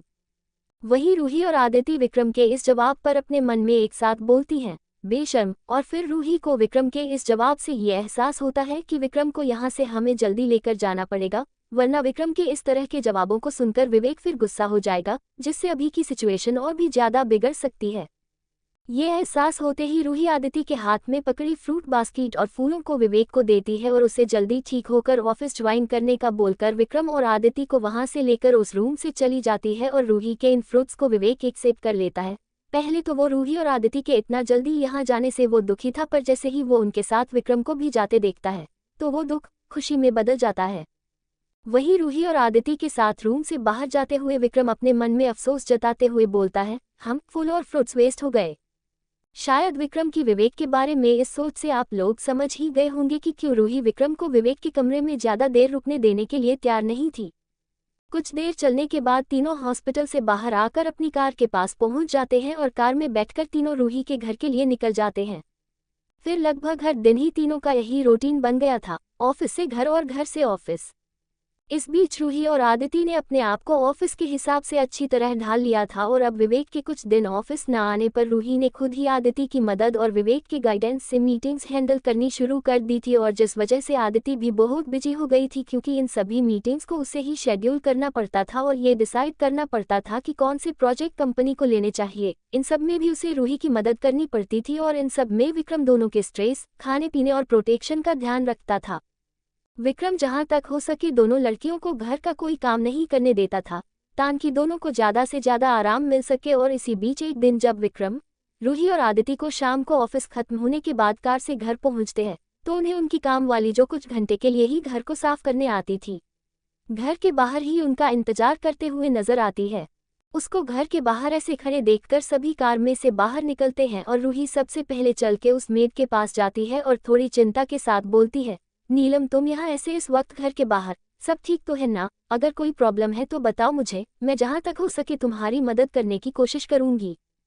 वहीं रूही की इस बात को सुनकर पीछे खड़े आदिति और विक्रम भी अपने सर को हाँ में हिलाते हैं, जैसे वो भी नीलम की मदद करने के लिए तैयार हों, क्योंकि अब तक यहाँ रहकर उन्हें ये तो पता चल ही गया था कि नीलम एक मेहनती लड़की है जो अपने काम को बहुत ही अच्छे से पूरा करती है और आज तक यहाँ रहते हुए उन्हें घर कभी भी गंदा नहीं लगा। अपनी रूही मैडम की बात को सुनकर नीलम अपने सर को हाँ में हिलाती है और थोड़े दुखी एक्सप्रेशन के साथ बोलती है, हाँ रूही मैडम प्रॉब्लम तो है और ये प्रॉब्लम मुझे किसी और से नहीं आपसे है। नीलम की इस बात को सुनकर तीनों बहुत कंफ्यूज हो जाते हैं, खासकर कि रूही, और वो उसी कंफ्यूजन के साथ नीलम से पूछती है, प्रॉब्लम वो भी मुझसे? मुझसे ऐसा भी क्या हुआ है नीलम, क्या तुम मुझे बता सकती हो? उद्धरण चिन्ह। अपनी रूही मैडम के सवाल को सुनकर नीलम बोलती है, मैडम आप मुझे एक बात बताइए कि क्या जब से मैं पूरे घर को साफ करती हूँ तो उससे आपको घर बिल्कुल भी गंदा लगता है क्या? नीलम के इस सवाल को सुनकर तीनों अपने सर को ना में हिलाते हैं, क्योंकि नीलम की सफाई में कोई भी कमी नहीं होती थी। उन सब के जवाब के मिलने के बाद नीलम आगे बोलना जारी करती है, तो मैडम अगर मेरे काम में कोई भी कमी नहीं होती तो आप फिर मेरे रहते काम किसी और मेड से क्यों करवाते हो? क्या आपका मुझे काम से निकालने का इरादा है? अगर आप यही चाहती हैं तो। और इतना बोलकर नीलम अपनी बात को अधूरा छोड़ देती है। वहीं नीलम की इस बात को सुनकर अब तीनों और भी ज्यादा कंफ्यूज हो जाते हैं और रूही आंखों की एक बूंद उठाते हुए बोलती है, नीलम तुम किस मेड के बारे में बोल रही हो? थोड़ा साफ साफ बताओ, हमें कुछ समझ नहीं आ रहा कि तुम क्या बोल रही हो। रूही की बात को सुनकर नीलम और भी सैड फेस बनाते हुए बोलती है, मैडम मैं उस मेड के बारे में बोल रही हूँ जो रोज आपके किचन और इस ड्राइवर विक्रम की तरफ इशारा करती हुई के कमरे की सफाई करती है। क्या आपको मुझ पर भरोसा नहीं कि मैं किचन और कमरे की सफाई ठीक ढंग से नहीं कर पाऊंगी, या फिर वो दूसरी मेड काम कम पैसे में करती है? नीलम की बात को सुनकर अब जाकर रूही, आदिति और विक्रम को उसकी बात समझ आती है और समझ आते ही रूही और आदिति तो जोरों से हंसने लग जाती हैं और विक्रम का चेहरा शर्म से लाल हो जाता है। उनके इस रिएक्शन को देखकर अब कंफ्यूज होने की बारी नीलम की थी और उसके इस रिएक्शन को देखकर आदिति हंसते हुए विक्रम की तरफ इशारा करते हुए बोलती है, यही है वो मेड जो तुमसे तुम्हारी जॉब छीन रही है, इसी से पूछो। अब तक इतने दिन विक्रम के साथ रहने से रूही और आदिति अब तक उसके साथ बिल्कुल कंफर्टेबल हो गई थी और अब तीनों में हंसी मजाक भी चलता रहता था। आदिति की बात को सुनकर अभी भी नीलम को कुछ समझ नहीं आया होता, जिसे देखकर रूही अपनी हंसी को कंट्रोल करते हुए उसे समझाती है, नीलम हमने तुम्हारे अलावा किसी भी मेड को काम पर नहीं रखा है, और रही बात किचन और विक्रम के कमरे की तो वो विक्रम खुद ही इतनी साफ सफाई रखता है। रूही की बात को सुनकर अब नीलम को सिचुएशन समझ में आती है कि विक्रम को साफ सफाई कुछ ज्यादा ही पसंद है, पर फिर कुछ सोचते हुए वो बोलती है, मैडम अपने खुद के कमरे का तो समझ आता है पर किचन क्यों? उद्धरण चिन्ह। नीलम की इस बात को सुनकर इस बार आदिति एक स्माइल के साथ विक्रम के कंधे को थपथपाते हुए बोलती है, वो किचन भी इसलिए क्योंकि हमारी खाना बनाने वाली बाई भी यही है। और इस बात को सुनकर विक्रम के गाल और भी ज्यादा शर्म से लाल हो जाते हैं। अब गाल लाल हो भी क्यों ना, जब स्टेटस का बंदा लड़की को इम्प्रेस करने के लिए ऐसे काम करते हुए पकड़ा जाएगा तो शर्म तो आनी ही है ना। आदिति की बात को सुनकर पहले तो नीलम को कुछ समझ नहीं आता, पर फिर जैसे ही उसे समझ आता है उसकी आंखें पहले तो बड़ी होती है और फिर वो भी जोरों से हंसने लगती है और फिर वो भी विक्रम से उसे छेड़ते हुए बोलती है, दीदी वो क्या आप मुझे भी साफ सफाई की टिप्स दे देंगी जिससे मैं भी अपने काम को आपकी तरह अच्छे से कर पाऊँ? हाँ सॉरी हाँ। नीलम की बात को सुनकर रूही और आदिति भी हंसने लग जाते हैं और विक्रम शर्म के मारे घर के अंदर भाग जाता है, क्योंकि आज से पहले उसे किसी ने इतना नहीं छेड़ा था और वो भागते हुए बोलता है, मैं खाना बनाने की तैयारी करने जा रहा हूँ। उसे ऐसे भागते और उसकी बात को सुनकर तीनों लड़कियां और भी ज्यादा हंसने लगती हैं। और ठीक अगले दिन जब रूही, आदिति और विक्रम ऑफिस जाते हैं तो उन्हें एक सरप्राइज मिलता है क्योंकि आज से विवेक उन्हें दोबारा ज्वाइन कर रहा था और इस बार विवेक रूही और आदिति के साथ साथ विक्रम से भी स्माइल और रिस्पेक्ट के साथ बात करता है, जो रिस्पेक्ट विक्रम को बिल्कुल भी हजम नहीं होती और उसे दाल में कुछ काला नहीं पूरी दाल ही काली लगने लग जाती है। वहीं रूही और आदिति को कुछ अजीब नहीं लगता क्योंकि उन्हें लगता है कि विवेक हॉस्पिटल से आने के बाद सुधर चुका है। फिर ऐसे ही दिन बीतते रहते हैं और विवेक के ऑफिस ज्वाइन करने के लगभग 5 दिन बाद रूही के ऑफिस में एक चैरिटी इवेंट का इनविटेशन आता है, जिसे ऑफिस में खुद विवेक लेकर आया था। उस इनविटेशन कार्ड को जब तीनों रूही, आदिति और विक्रम पढ़ते हैं तो उन्हें जाना चाहिए कि नहीं इस बारे में डिस्कस करने लगते हैं। वैसे डिस्कस तो रूही और आदिति ही कर रही थी, विक्रम तो बस उनकी बात को सुनकर बस अपनी गर्दन को बार बार हाँ में हिला रहा था। फिर आदिति रूही से कुछ सोचते हुए बोलती है, रूही हमें इस इवेंट में जाना चाहिए, इससे तुम्हारी रेपुटेशन बिजनेस सर्कल में काफी बढ़ेगी जो तुम्हारे लिए अभी काफी जरूरी है। आदिति की बात को सुनकर रूही उस इवेंट में जाने के लिए तैयार हो जाती है और इस पर विक्रम भी अपने सर को हाँ में हिला देता है। उन सभी को इवेंट में जाने के लिए तैयार होता देख विवेक अपने मन में हंसते हुए बोलता है, हाँ, विक्रम को इवेंट में ले जाना डन, अब बस वीरेंद्र अपने हिस्से के प्लान की तैयारी कर ले। हाँ, विक्रम अभी इस ऑफिस में जितना एंजॉय करना है कर लो क्योंकि इस इवेंट के बाद तुम्हें मौका मिले ना मिले। हाँ। जब 59 चैरिटी इवेंट एक साजिश #2 चैप्टर 59 चैरिटी इवेंट एक साजिश #2 चैरिटी इवेंट में जाने का डिसाइड करने के बाद रूही और आदिति तो अपनी आगे होने वाली मीटिंग्स के बारे में डिस्कस करने लगती हैं और विवेक उन्हें ये बोलकर बाहर चला जाता है कि वो उन्हें एक ज़रूरी कॉल करने के बाद ज्वाइन करेगा, जिससे किसी को कोई भी प्रॉब्लम नहीं थी। विक्रम तो यहाँ तक उसे बोलना चाह रहा था कि भाई तुझे ज्वाइन करने की भी कोई ज़रूरत नहीं, तू आराम से अपना टाइम लगा कॉल पर, मैं तो कहता हूँ तू उस बंदे से फेस टू फेस ही बात करा, तेरे लिए कैब मैं बुक कर दूंगा। पर अपने ये शब्द वो अपनी जुबान पर नहीं ला सकता था, इसलिए वो विवेक को पूरी तरह से इग्नोर ही कर देता है। अपनी बात को बोलकर विवेक कमरे से बाहर चले जाता है और थोड़ा कोने में जाकर वीरेंद्र को कॉल करता है, जिसे दूसरी तरफ से वीरेंद्र तुरंत ही उठा लेता है, जैसे वो विवेक के कॉल का ही इंतजार कर रहा था। वीरेंद्र के कॉल उठाते ही विवेक से पहले वीरेंद्र ही सवाल पूछते हुए बोलता है, विवेक क्या हमारे प्लान का पहला पार्ट पूरा हुआ कि नहीं? वीरेंद्र के इस तरह अचानक से सवाल को सुनकर विवेक के चेहरे पर स्माइल आ जाती है और वो बोलता है, फ्रेंड अपने आप को थोड़ा कूल रखो और रिलैक्स हो जाओ क्योंकि मछली ने चारे को पकड़ लिया है। मतलब रूही और आदिति के साथ साथ विक्रम भी इवेंट में आने को तैयार है और अब तुम अपने हिस्से के प्लान को आगे बढ़ा सकते हो। विवेक की बात को सुनकर वीरेंद्र अपने ऑफिस में बैठे बैठे ही जोरों से हंसने लगता है और बोलता है, हाँ, हम चलो, ये अच्छा हुआ कि प्लान का पहला भाग अच्छे से पूरा हो गया है और रही बात मेरे साइड के प्लान की, तो तुम उसकी चिंता मत करो, वो मैं अच्छे से संभाल लूंगा। वीरेंद्र की बात को सुनकर विवेक कुछ सोचते हुए परेशानी वाले भाव के साथ बोलता है, वीरेंद्र इस प्लान से हम विक्रम का पत्ता तो काट देंगे हमारी सबकी लाइफ में से, पॉसिबिलिटी तो ये भी है कि उसको जेल भी हो जाए, पर इस पूरे प्लान से रूही की रेपुटेशन पर भी तो बहुत प्रभाव पड़ेगा, जो रूही के लिए बाद में बहुत बुरा इम्पैक्ट क्रिएट करेगा। इसलिए शायद हमें इस प्लान के बारे में एक और बार अच्छे से सोच लेना चाहिए। विवेक की बात को सुनकर वीरेंद्र इस बारे में सोचता है और उसे जैसे पुरानी कोई बात याद आ गई होती है, जिसे याद करके वीरेंद्र पागलों की तरह हंसते हुए बोलता है, हाँ, ये तो फिर और भी अच्छा है, होने दो रूही की रेपुटेशन खराब, उसे कुछ सबक तो मिलेगा मुझे इग्नोर और मेरी इंसल्ट करने का। हाँ। वीरेंद्र की इस बात को सुनकर विवेक बस अपने सर को ना में हिलाते हुए एक गहरी सांस छोड़ता है और वीरेंद्र से बोलता है, ठीक है, तो फिर हम इसी प्लान के अकॉर्डिंग चलेंगे। तो ठीक है, फिर इवेंट में मिलते हैं। और इतना बोलकर विवेक कॉल काट देता है और वापस कैबिनेट में जाकर रूही और आदिति को प्रोजेक्ट्स में गाइड करने लगता है।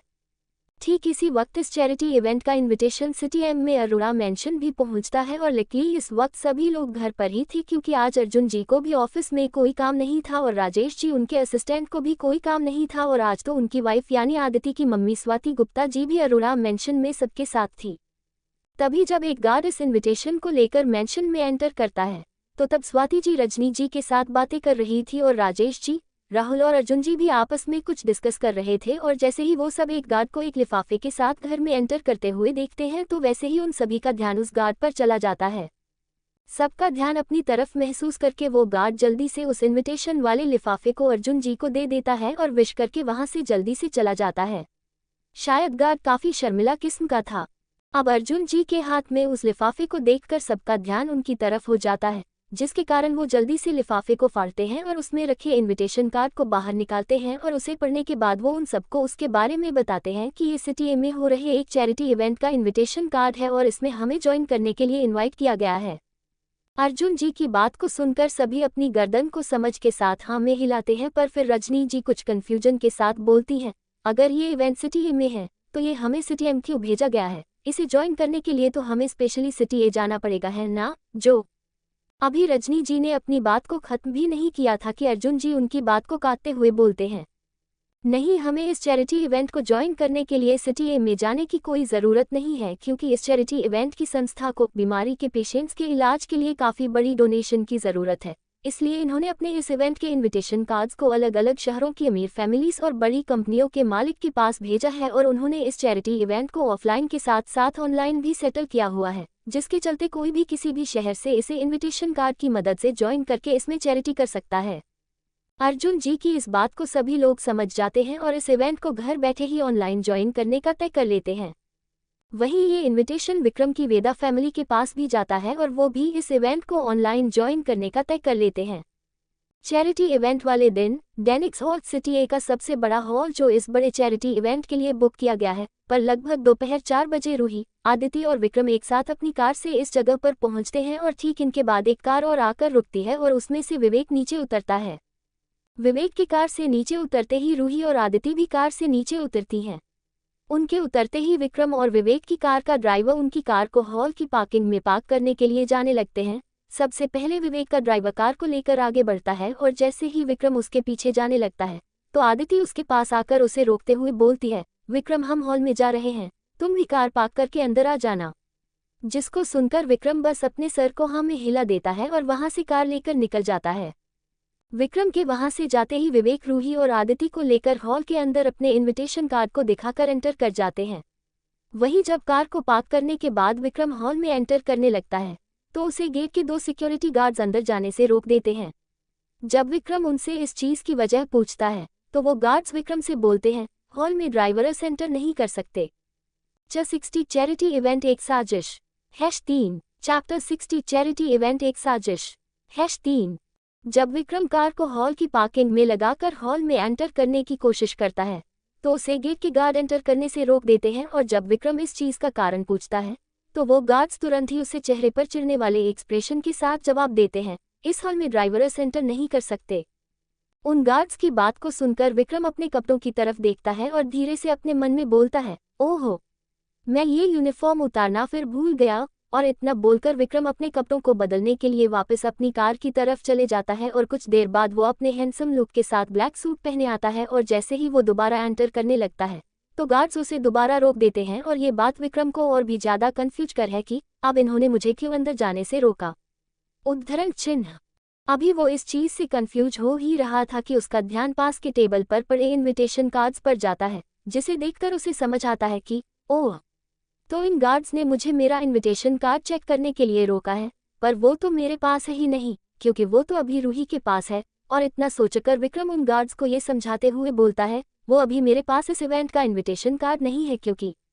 अभी विक्रम ने उन्हें समझाते हुए इतना बोला ही था कि उनमें से एक गार्ड तुरंत विक्रम की बात को काटते हुए थोड़ा मजाक उड़ाने वाले ढंग से हंसते हुए बोलता है,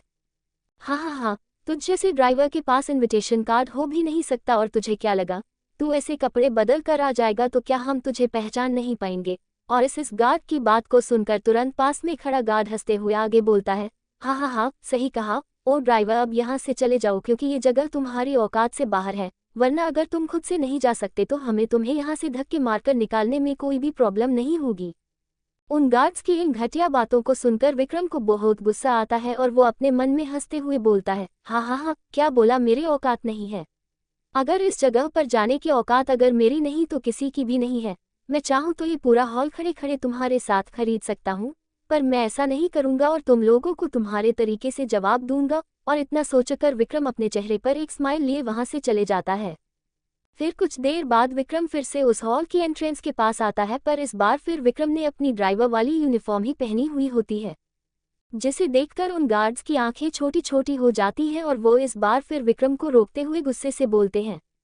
ए ड्राइवर, तुम्हें समझ क्यों नहीं आ रहा है? कि तुम इस हॉल के अंदर नहीं जा सकते, मतलब नहीं जा सकते, पर फिर भी तुम यहाँ पर बार बार आकर हमारे गेस्ट्स को डिस्टर्ब क्यों कर रहे हो? अब हमें तुम्हें मजबूरन ही इस जगह से धक्के मार कर निकालना पड़ेगा। और इतना बोलकर वो दोनों गार्ड जैसे ही विक्रम को पकड़ने के लिए आगे बढ़ते हैं कि तभी वो सामने अचानक से कुछ ऐसा देख लेते हैं कि दोनों घबराकर जल्दी से अपने अपने हाथ पीछे कर लेते हैं और उसी घबराहट के चलते दोनों अपने मुंह के थूक को गले से नीचे गटक जाते हैं। वहीं ये देखकर विक्रम के चेहरे की स्माइल बड़ी हो जाती है।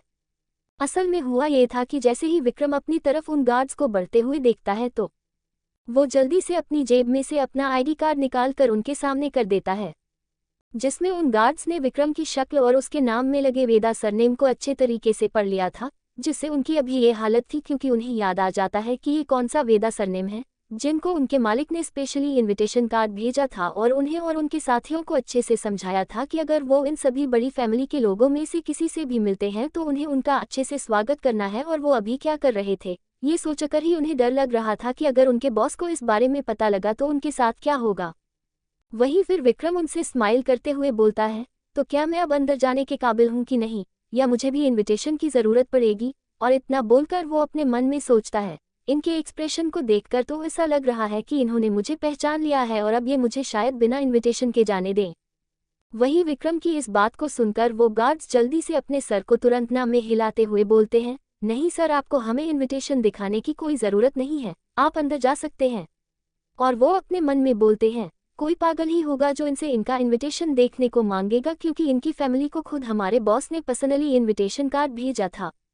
उन गार्ड्स की बात को सुनकर विक्रम उसी ड्राइवर यूनिफॉर्म में ही हॉल के अंदर जाने लगता है कि तभी पीछे से एक गार्ड बोलता है, पर सर आपके कपड़े। अभी उसने इतना ही बोला था कि दूसरा गार्ड तुरंत उसके मुंह पर हाथ रख के उसे आगे बोलने से रोक देता है और विक्रम से बोलता है, सर आप जैसे चाहें वैसे कपड़ों में अंदर जा सकते हैं, ये गार्ड अभी नया है, इसे सिचुएशन की अभी ठीक से समझ नहीं है। वहीं उस ड्राइवर की बात को सुनकर विक्रम पीछे को घूमता है और उस गार्ड की तरफ देखकर तिरछी मुस्कुराहट देता है और अपने मन में बोलता है, ही और करो दूसरों को उनके कपड़ों से जज, अब मैं तो इन्हीं कपड़ों में जाऊंगा अंदर, तुम में रोकने की हिम्मत है तो रोक लो, क्यों नहीं रोकोगे, अब क्या हुआ, अब मुझे रिस्पेक्ट क्यों दे रहे हो हम। और इतना सोचकर वो अंदर चला जाता है। विक्रम के अंदर जाते ही वो गार्ड दूसरे गार्ड के मुंह से अपने हाथ को हटाते हुए गुस्से से बोलता है, अब उन्हें क्यों कपड़ों को लेकर कमेंट दे रहा है, जब वो अच्छे कपड़े पहन कर आए थे तब तो जाने देने से मना कर दिया था। वो तो शुक्र है उन सर ने हमारे बारे में कंप्लेंट नहीं की, वरना आज हम हमारी जॉब से जाते और मैं अभी उन लोगों के लिए 2 मिनट का मौन रख रहा हूँ जो उनकी यूनिफॉर्म की वजह से धोखा खाने वाले हैं। उस गार्ड की बात को सुनकर पहले वाले गार्ड को ये एहसास होता है कि उससे अभी कितनी बड़ी गलती होने वाली थी और वो भी उस यूनिफॉर्म से धोखा खाने वालों के लिए मौन रखने लगता है। हॉल के अंदर जाते ही विक्रम देखता है कि अंदर से हॉल को काफ़ी अच्छे से सजाया हुआ था और पूरी जगह पर सबके बैठने के लिए राउंड टेबल और चेयर्स लगी हुई थी थोड़ी थोड़ी जगह पर, और सबसे सामने की ओर एक बड़ा स्टेज लगा हुआ था जहां पर चैरिटी रेस की जाएगी। कुछ देर इधर उधर ढूंढने के बाद विक्रम को रूही, आदित्य और विवेक एक साथ एक टेबल पर बैठे हुए नजर आ जाते हैं और वो भी उनके साथ वहीं पर बैठ जाता है। विक्रम को वहां पर बैठते देख आदित्य विक्रम से पूछती है, विक्रम तुम्हें इतना टाइम कैसे लग गया? उद्धरण चिन्ह, जिस पर विक्रम उन गार्ड्स को याद करने लगता है और अपने कंधों को उचकाते हुए बोलता है, अरे कुछ नहीं, किसी को कुछ समझ नहीं आ रहा था, उसी को समझाकर मैं उसकी मदद कर रहा था, ज्यादा बड़ी कोई बात नहीं है। और इतना बोलकर वो अपने मन में सोचता है, उन गार्ड्स को मैं सिखा ही तो रहा था कि किसी को हमें कपड़ों से कभी भी जज नहीं करना चाहिए, वरना हम बहुत बड़ी प्रॉब्लम में पड़ सकते हैं हम। विक्रम के जवाब को सुनकर आदित्य बोलती है, ओह ओके। अभी आदित्य और विक्रम बात कर ही रहे होते हैं कि सामने की स्टेज पर एक आदमी होस्ट के रूप में स्टेज पर चढ़ता है और माइक में बोलना शुरू करता है, हेलो लेडीज एंड जेंटलमैन, कैसे हैं आप लोग? अच्छे ही होंगे। तो सबसे पहले मैं आप लोगों का तहे दिल से शुक्रिया करता हूं कि आप लोग यहां इस चैरिटी इवेंट में बीमारी से पीड़ित पेशेंट्स के इलाज में मदद करने के लिए पैसे डोनेट करने आए हैं। वैसे आप सबको ये तो पहले से ही पता होगा कि हम यहां पर डोनेशन कैसे इकट्ठा करेंगे, ये सब आपने कार्ड में पढ़ ही लिया होगा, पर मैं एक बार फिर से आप लोगों को समझा देता हूँ। आज चैरिटी रेस करने के लिए हम यहाँ पर एक ऑक्शन रखेंगे जिसमें हम कुछ नायाब और अनोखी चीज़ों को नीलाम करेंगे और जो उस चीज़ की सबसे ज़्यादा कीमत लगाएगा उसे हम वो चीज़ दे देंगे और इन सब से इकट्ठे होने वाले पैसों को हम पेशेंट्स के इलाज में लगाएंगे और सिटी हॉस्पिटल को दे देंगे। और इसमें और हेल्प करने के लिए आप लोग भी चाहें तो इसमें अपनी चीज़ों को नीलामी पर लगा सकते हैं। और अब ज़्यादा टाइम वेस्ट ना करते हुए हम इस चैरिटी इवेंट को शुरू करते हैं। अभी उस होस्ट ने इतना बोला ही था कि विवेक अपने से 2 टेबल साइड में बैठे वीरेंद्र से बिना किसी की नजरों में आए इशारा करते हुए पूछता है, क्या तुम्हारी तैयारी पूरी हो गई है? उद्धरण चिन्ह, जिस पर वीरेंद्र विवेक को स्माइल करके ओके का इशारा करता है, जिसके बाद विवेक भी स्माइल करता है और स्टेज पर ध्यान देने लग जाता है।